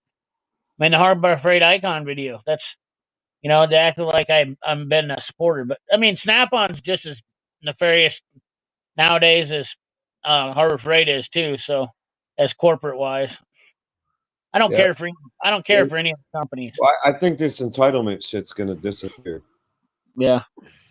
Young blame the old guy because entitlement. Nothing young guy's fault. I say it was white male in his 20s. It's fucking shame. Yeah. Oh, we never went to do because I'm a NASA engineer, and that battery you're talking about, if we did go, would be on a Thunderbolt, dude. Those things destroy. No, it would be a Thunderbolt. It'd be a Thunderbolt. Dude, those are the biggest. Listen, hold up. Biggest I got pile of something shit to in say. the world. I brought that up Those earlier. Thunderbolt batteries are the biggest piles of trash on the planet. If you're really using Thunderbolt batteries, you definitely don't like your equipment because they will rot away in your shit and cost you a $600 set of Ear Pro like they did me. Okay. You're an idiot if you think I'm going to tell you this straight up, dude. This is and this is to offend you. You're an idiot if you think Thunderbolt batteries are worth a shit. Those are the biggest piles of shit on the planet. You want your $100 multimeter destroyed or your $500 multimeter? Use Thunderbolt shit because you'll get it destroyed. That shit's garbage. I don't even know why I bought those batteries, but I have thrown those all out of my house and they will never be on here ever again. I don't buy those AA or AAA or any kind of batteries. Dude, Fucking they are Harbor so Freight. freaking terrible. They just destroy. They just open up and leak right away. I stay away from Facebook groups. They're just. I ain't got that kind of timing for negativity in my life. I don't worry about racism because I'm not racist. I mean, you can't call somebody racist when they hate fucking everybody. Yeah. I don't fucking like white people. I don't like myself. I don't like black people. I don't like Jewish people. I fucking hate everybody. So no, I'm not a racist. I'm a fucking just a plain I out was saying assholes. dickhead hater. But I I actually just don't assholes. hate anybody. I love everybody. Well, race baiting is one of those things. That's the race baiting was the way, how liberals would get people in trouble and start shit, by doing that stuff. That's why they do that. Well, the whole move to China, Taiwan, Japan, the whole 9 yards. The whole overseas move in general. Yeah. It all started after World War II. After the Yep. United States, honestly, fucking kicked the living piss out of everybody that got in their fucking way. That's truth be said. I don't know. Look at China. Look at Japan today. Japan is a state-of-the-art country. Their big cities are clean as shit. I'm not saying there's no crime.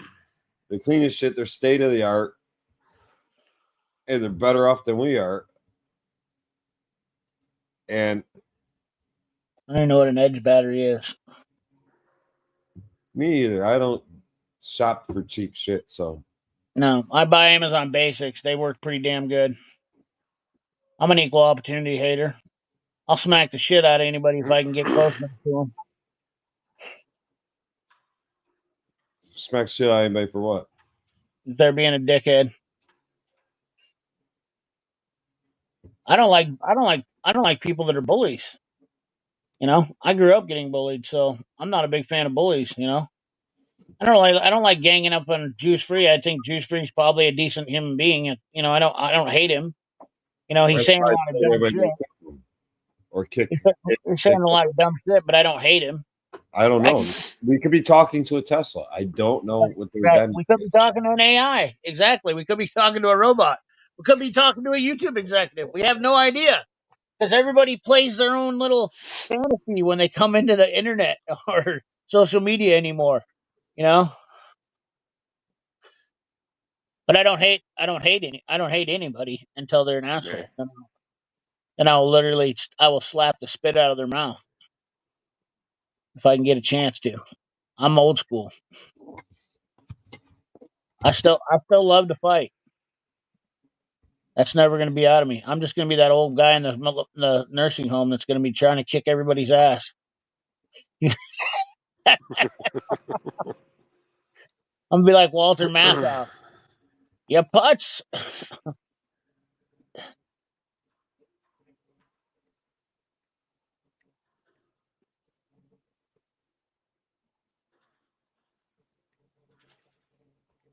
By lacrosse. Oh, I got to come up to lacrosse, Shannon. I just remembered. I might have to come up to lacrosse, Shannon. You're going to have to let me know. I actually have to do a job up in lacrosse. Good thing you just said that. No bullshit, Shannon. If I come up to lacrosse, I'm going to have to let you know. I might have some time to hang out. Just keep that in mind. Probably in the next month or so. Hopefully, it's like one of the worst snow days in history, so I can drive up to Wisconsin and snow.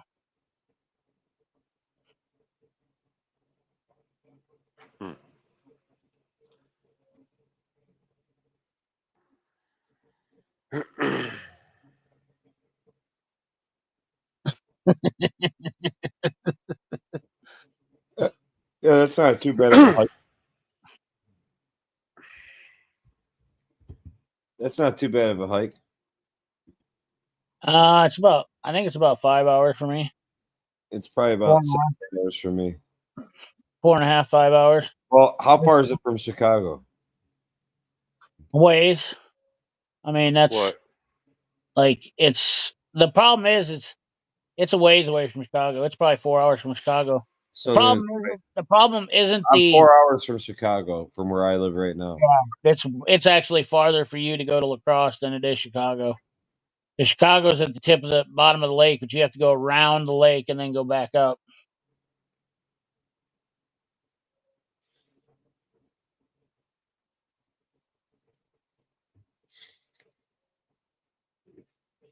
Y'all didn't know this, but I am the chief executive Snap-on.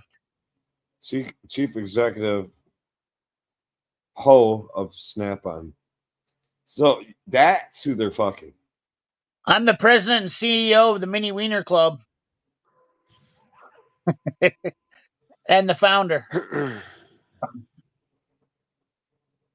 I've been sponsoring baby carrots for years now.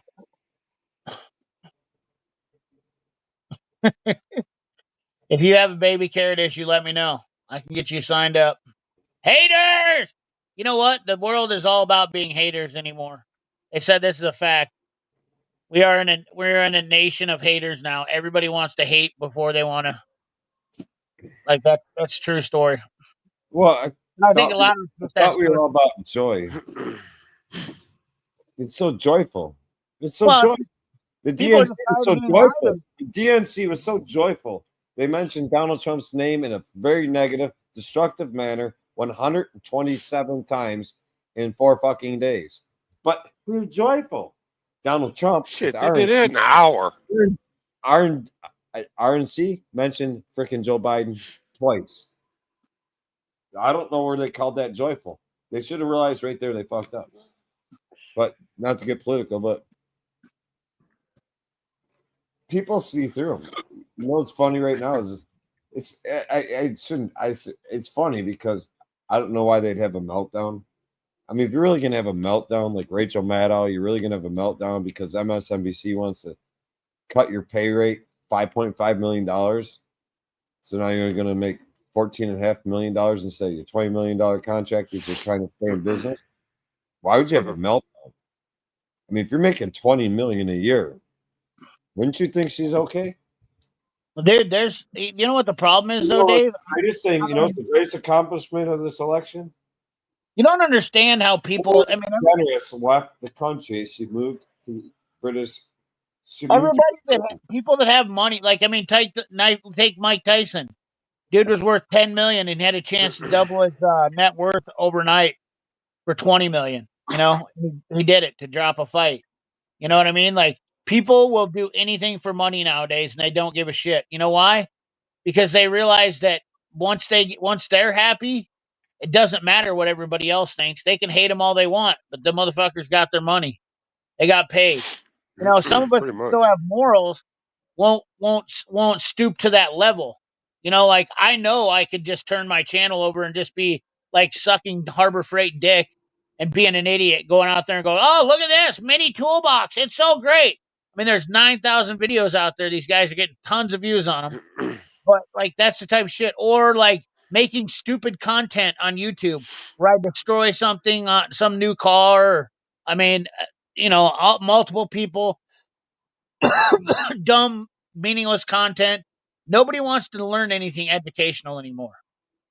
They just want to be filled with garbage and crap. Facebook Marketplace, $5 to $10. I'm sold on the Amazon ones. They're pretty sweet. Now, why would you find batteries on Amazon Marketplace? Explain it to me. No. I buy Amazon batteries. I mean, wait a minute. Amazon basic batteries. But on Facebook Marketplace. I mean, why would Amazon batteries be only JWC Tech would actually know that. Because that guy literally goes to the depths of hell to find shit. Yeah, like why would people be selling batteries on Facebook? Yeah, I don't know. I don't know why that is, but it doesn't surprise me that he finds some deal on Energizer Duracell bulk packs or something because only he would know that.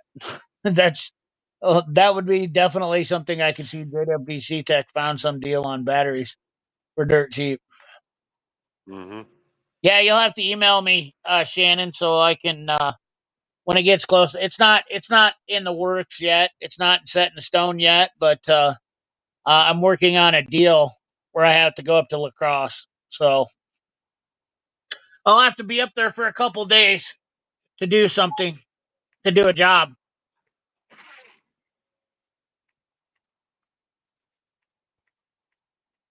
Buddy of mine asked me to come up and help him with something, so I'm not emailing it, or I'm not YouTubing it or anything like that. It's just friend stuff.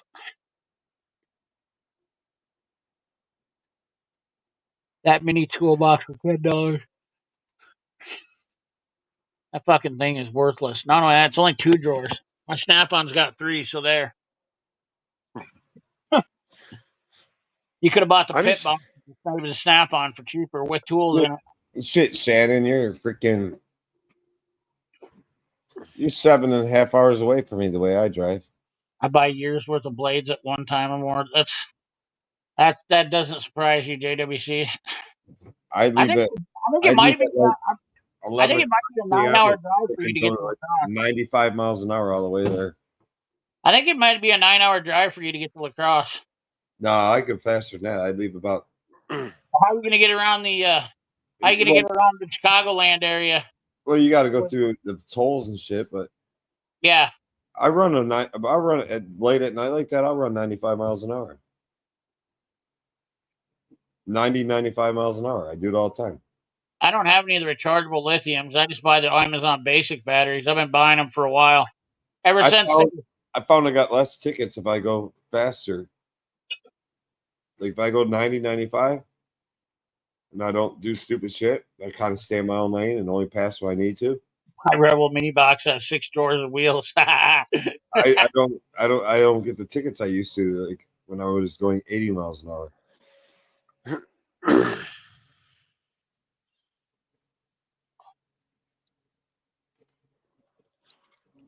No, what's funny is that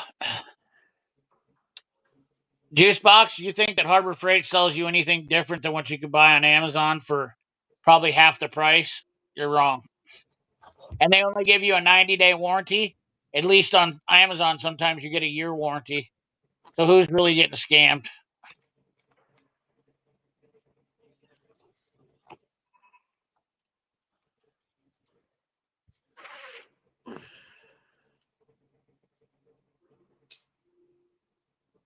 Yeah, I'm not bashing on the mini tool bus. I think they're cool things to have.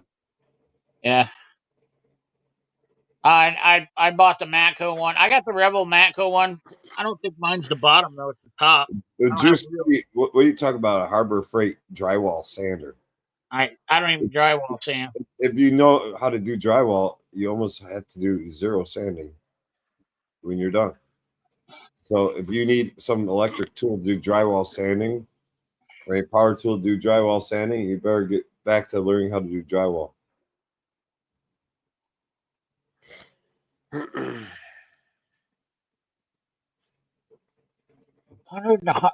was going between 100, 120.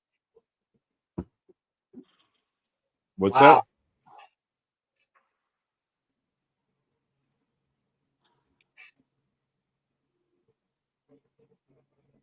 Screw your edge batteries. I'll never buy another battery from Harbor Freight ever. Those batteries still suck. That's what I was given was Juice. Are they the blue ones? The blue and black ones? They're polished shit. You couldn't get me to buy another Harbor Freight battery if you were giving them They're to me. yellow and black ones, the Thunderbolts or whatever the hell they It call cost it. me more money than they're worth. Shit. There's not a fucking chance I'll ever use a Harbor What did I Freight battery. tell you happened to my freaking? What did I tell you happened to my low amp probe when I put a freaking Harbor Freight battery in it? They cost me my $600 ear pro. Fuck But those you things. remember I told you about my amp probe, my low amp probe from Mac? You had Harbor Freight batteries in it and it destroyed it. I told you, didn't I? That I put batteries in it, and all of a sudden it got all hot as hell and it started smoking. They were Harbor Freight batteries. Yeah. Oh wow. It's all like anybody had in the shop was a Harbor Freight battery. Yeah, those Harbor Freight batteries are absolute fucking trash. And you know what? You know what the problem is? Once again, that Harbor Freight, that Project Farm bullshit.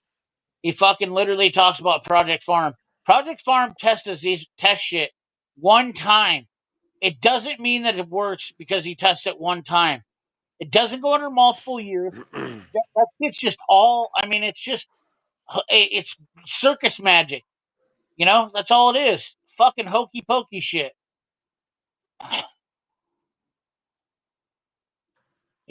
People are just people just don't get it. You know? Oh yeah, the tool worked great one time. That's cool. I tested the jack stands and they worked great one time. They were the strongest one time. We'll see how good the Daytona jack stands are because my truck is sitting on 2 of them right now on one side. I'm sure those will be all right. I mean, I trust the Daytona stuff, but I still have seen a lot of people. Well, I would have to say the new Harbor Freight Daytona jack stands. They should work. I mean, I hope so. I wouldn't push them to their limits. I mean, if it No. says it's 2-ton or 4-ton, I wouldn't try to push it to their limits. I don't use jack stands enough though to even care though, really, to be honest with you, because I hate jack stands. I mean, I do like the Daytona jacks. Well, that's what I'm saying. I have seen a lot of people bitching about the Daytona jacks leaking, which is not a big deal, but they're throwing them away and going buying new ones is what really, like, I'm like, why are you doing that? Not just replacing the seal in them. They're not that hard to fix. I've got because my low amp pro battery went dead. I thought I had an Energizer in my toolbox, unopened.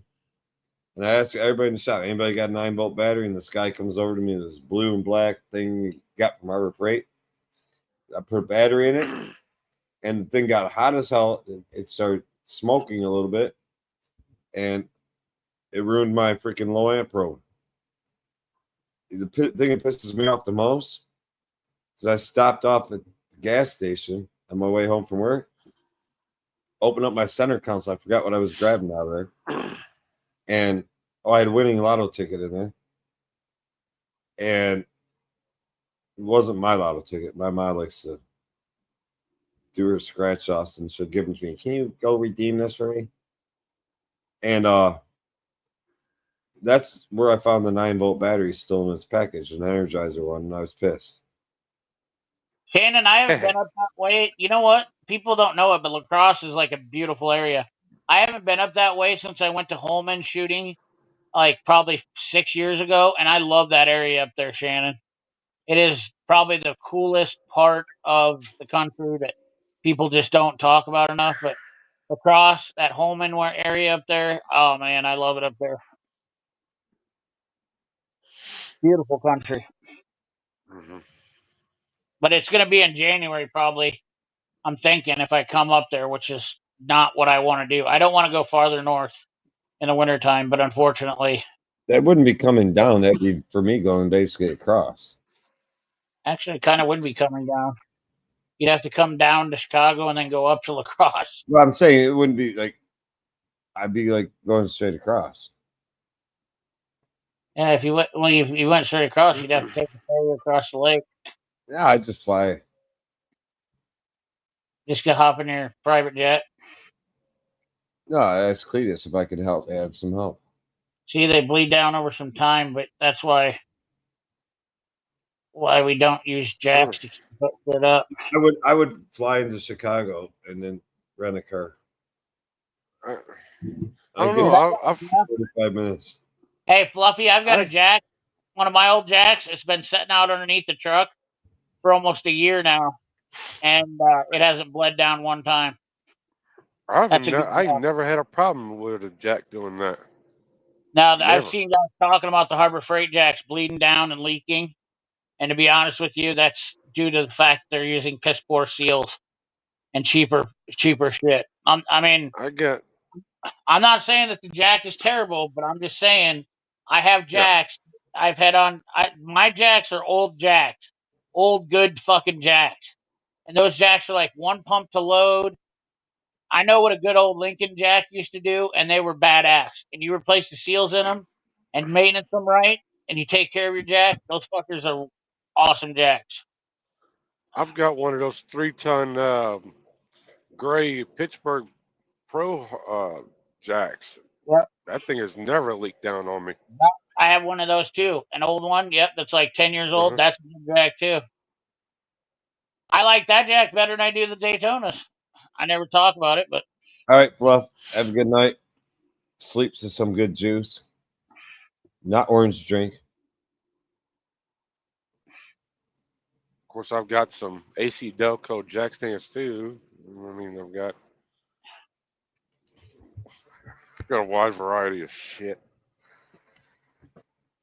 Variety is the spice of life. Mhm.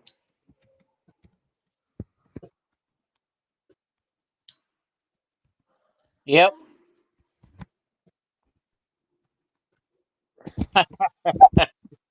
I tell you what. I tell you what. I think the best creeper is. I got it from J. Tico. That Viking creeper. yeah.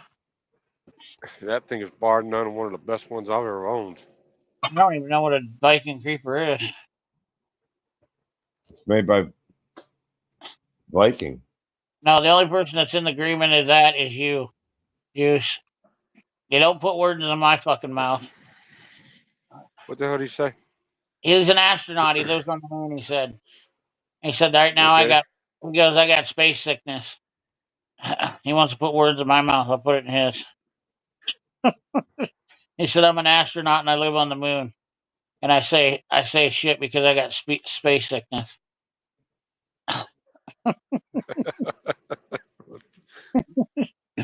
Uh, poor feller. He just he wanted to come back after she put the thunderbolts in his toy. God damn. In her toy. That's a pretty dirty trick, Shannon. That's a good way to get back at your ex. Put some thunderbolts in her toy before she leaves. Then one day when she's out there working that machine, that thing leaks battery acid in her hoo ha. Oh man. Well, I'll guarantee you that's gonna happen. I'll promise you that. Ain't no doubt about it. You wanna do something? I'll tell you what. This is a little tech tip for you right here. If you got to do a white elephant gift this year and it's somebody you don't like, okay, or you got to give a present to somebody you don't like, load it up with Thunderbolt batteries. So whatever you give them is going to be completely destroyed when battery acid eats the entire electronics up in it, and that will 100% happen. You got a little kid that's pissing you off? Put Thunderbolt batteries in his toys for him. Just carry them in your pocket. You'll be able, as soon as you open the present, you're like, I'm gonna get that little bastard right now.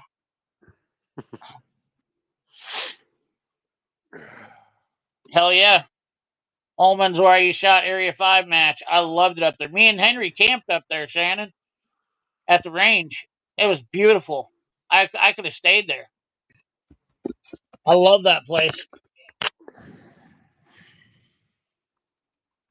I actually bought some of those yellow and black batteries. Bought the AAA's for a flashlight and got back home. Went through the whole goddamn pack. None of one of them worked. Really? I didn't want to go to Walmart, so I had to wound up going back out, going up to Walmart, go get some batteries, put the batteries in the flashlight, and fired right up. Really? I took the batteries back to Harbor Freight and said, "These things are duds," and just dropped them on their counter. Did you want another pack? Hell no.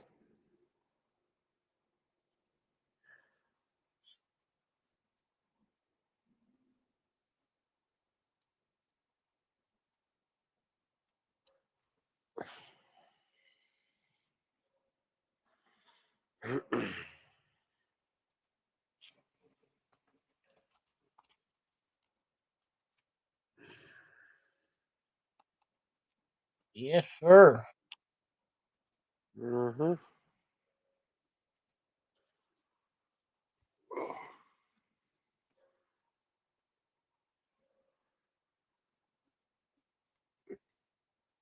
Everybody keeps shutting down stuff that people like.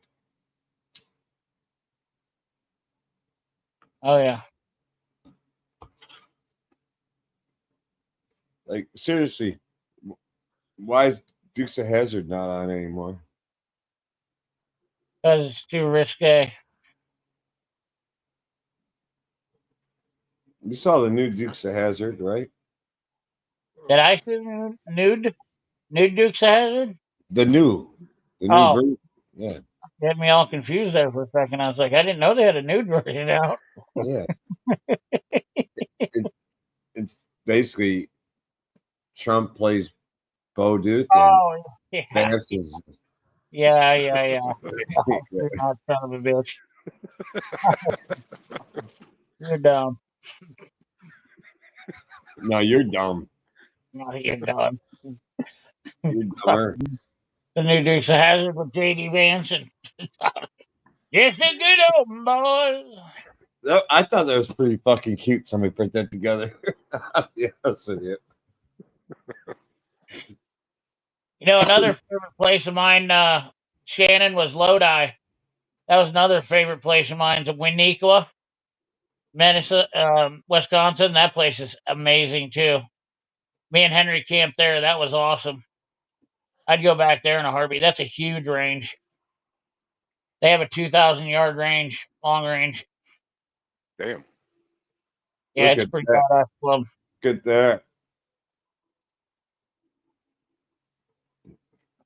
Anti-juice is going to bed, I guess.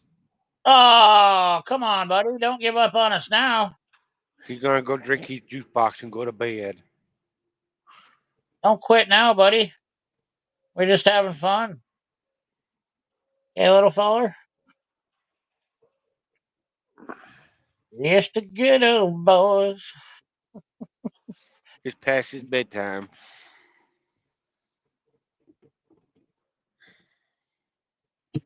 And no, never so been in trouble with the law. I've been in trouble with the law my whole life. It's fun. Nope, It's never been to Fort educational. Madison. It's educational. I shouldn't say fun. Educational. I've never been to Fort Madison in my entire life. One town I probably haven't been to in Iowa. And that's saying a lot. I've been to a lot of towns in Iowa. Traveled the whole states. I've been all over the damn place. Yeah, well, I probably haven't been as many places as. I mean, you've hit the whole country. You go coast to coast, don't you? Yeah. Adrian? Yeah. Yeah. How many I miles was you up got? under my belt throughout my whole career, over 1 million. Really? Yeah. How long you been doing it? Over 10 years now. Oh shit! You don't know? Do you know how many miles you have exactly? Not exactly, but I know Well, it's over 1 million. if you haven't ever looked, you might want to look 'cause you might be surprised. Because I would say at 10 years, you're probably closer to 2 million. My I mean, if you go, wife's been doing this for 15 years. well, I mean, it doesn't take much. I know for over the road guys, my buddies, he's got 4 million miles, and he's been doing it about 15, 16 years. He runs covered wagon, all Hmm. steel, marine, all sorts of shit. He's been cook. I think he said 18 years is what he's been doing it. And he goes, I don't know he'll how go much out to longer I'm going to be Wyoming doing it. all the way to New York. He does all sorts of crazy shit. In fact, he's getting ready to retire. He's hanging Well, it up. I've gone over 1 million miles, and I'm not a truck driver. What'd you do? Fall asleep and dream about it? No, I've gone over 1 million miles. How's that? Just adding up in my head the miles I put on my personal cars over the last since I Where was were you 8. driving to? Huh? Where were you driving to? Well, every car I've ever owned, I've basically drove for 250 to 300,000 miles. I'm counting the amount of cars I own that I put that many miles on. Oh, in your entire life. Yeah, I'm saying I've got over 1 million miles behind me. Well, when I went to the moon, that was 1 million miles too. You and Juice Box went If there? Juice Box could tell me I didn't go to the moon. I mean, you don't believe me? I'll show you a video of me on the fucking Takes a moon. long time to go 1 million miles, but it doesn't take as long when you're an over-road trucker. I'll just tell you that much. No, you're on the road all the time. You're on the road, what, 11 hours a day? 7 days a week, and you're running. How many miles a day you run, Raging? Well, it depends. 550 on 550 a day? average. On Yeah, average, yeah. that's fucking crazy. So, how many hours a day, though, you run? About 11? Heaven, that's all you can run. Yeah, you can work 14, but you can only drive 11. Used to be guys that would do. I mean, there was like my buddies that were old. Like, well, my buddy Luke, who was doing it before when he still had paper logs. He was obviously fudging the logs, but I mean, he was running 14-hour days every day. He's putting on 700 miles a day. But now, since you got the new e-logs and shit, you really can't fudge that stuff. But so still 11 hours a day for 550 miles. Think about it. That's Mm-hmm. a lot of miles every day. And we stay out 6 to 8 weeks at a time. 3,500 miles a week, 3,600 miles a week, 3,700 miles a week, or something like that. A lot of Mm-hmm. miles every week. This That's truck rarely ever stops. well. How many miles? How many miles is it coast to coast? Oh shit. Well, California, I think Los Angeles to New York is like 2,800 miles. Yeah. So he basically every week he could drive back and forth across the United States at 4,000 miles. I don't know. I can't remember the last time when I did the Cannonball Run. I did the Cannonball Run that back when 1974, I think it was. I lost to the Bandit, but 2,775 miles. I said 2,800. I guess. Yeah. Yeah. Well, I mean, coast to coast, you're probably definitely pushing 2,800 plus, but Los Angeles, California, I mean, so you're going over. You can literally go almost. You go back and forth across the coast every week, 1.5 times. That's wild to think. Well, You know. since me and the wife are team drivers, we can do that more than 1.5. Oh yeah, yeah, because she gets to drive 11 hours too, so you just keep going, huh? Uh-huh. Yep. Like y'all were talking about the kill switches on these things. Right. That thing's turned off on this truck. It's non-existent. Because you never shut it down. Even if we're just sitting there, it never shuts off. What do you just out of curiosity, when you guys how much fuel do you get out of your truck out of a full shot? 550 miles? No, we could probably do 8. 800? Yeah. That's pretty good. Man, the Right amount now of I'm fuel getting right now I'm getting about 9 to the gallon, or you're doing, you have to 9 to the fill up gallon. every day at some point. Mm-hmm. Damn, that's violent. What's it cost to fill up? Depending Yeah, on fuel bitch and prices, rides. where you're at. Bitch and rides. It's I mean, bullshit. They got rid of bitch and get it rides. going. What when your tank you probably been down pretty low, but I mean, what are you talking, like $400, $500? Something like that, yeah. That's just wild, man. You just think about that, how much it costs to be a truck driver. Yeah. We don't pay for the fuel now. Company does. Well, still, I mean, Yeah. it still costs a lot. It don't matter who's paying for it. It's just burning up a lot of fuel. I mean, them Mm-hmm. ain't like them trucks are getting 20 miles a gallon. You know, I mean, I think people don't How many understand the gallons cost. does your truck? How many gallons does your truck hold, Agent? 200, I think it's got twin 125-gallon tanks on the side of it. 250, huh? Plus you got DEF. That's about a 25, 30-gallon tank right there. How much do you go through? How much DEF do you go through a week? We might fill that up twice a week. Good Lord. The government really got in the trucking industry's ass with that, didn't they? I think the last time I filled it up almost on E, it cost over $100. That's violent. So $200 a week just in DEF. Just think about that. That's pretty. Mm-hmm. The government isn't lowering our taxes yet. They've added that extra expense. It just tells you what kind of bullshit's going on in this country. Telling you. And It then not only it that, four something a gallon. tax on that you guys are paying for road tax. I mean, Yeah. Oh, trucking. fucking California, they're getting ready to start charging all their drivers road tax, even in a car, That's something else. because all these electric vehicles, Uh huh. they're not Oh they're yeah. not filling they're not filling up. Right. Right. Yeah, well, that's just it. They were like, wait a second, we wanted everybody to go electric. Then we realized we're going to lose money on tax revenue, so we got to find a way to circumvent it. Fucking worthless mother truckers. Oh, you Hmm. man. I mean, it's everybody talks about EV vehicles being better.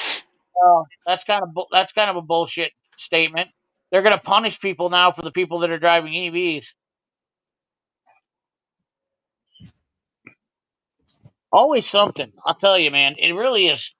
It really is sickening to think about. I don't. That's my biggest problem. I turn into an old. I turn into an old man when I start thinking about this stuff. It's just now you start if you want to go off the grid, then the utility companies aren't going to make money, so they'll find a way to screw you out of money. It's always something. Hmm. Who the hell gave these people rights to make these taxes? I'm sorry, I am in control of all of you people. Huh? You listen to me. You listen to me, or I send bombs your way.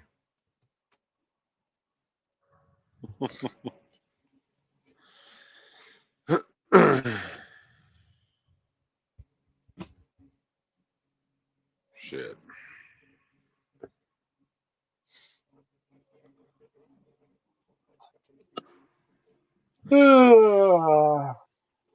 Hmm.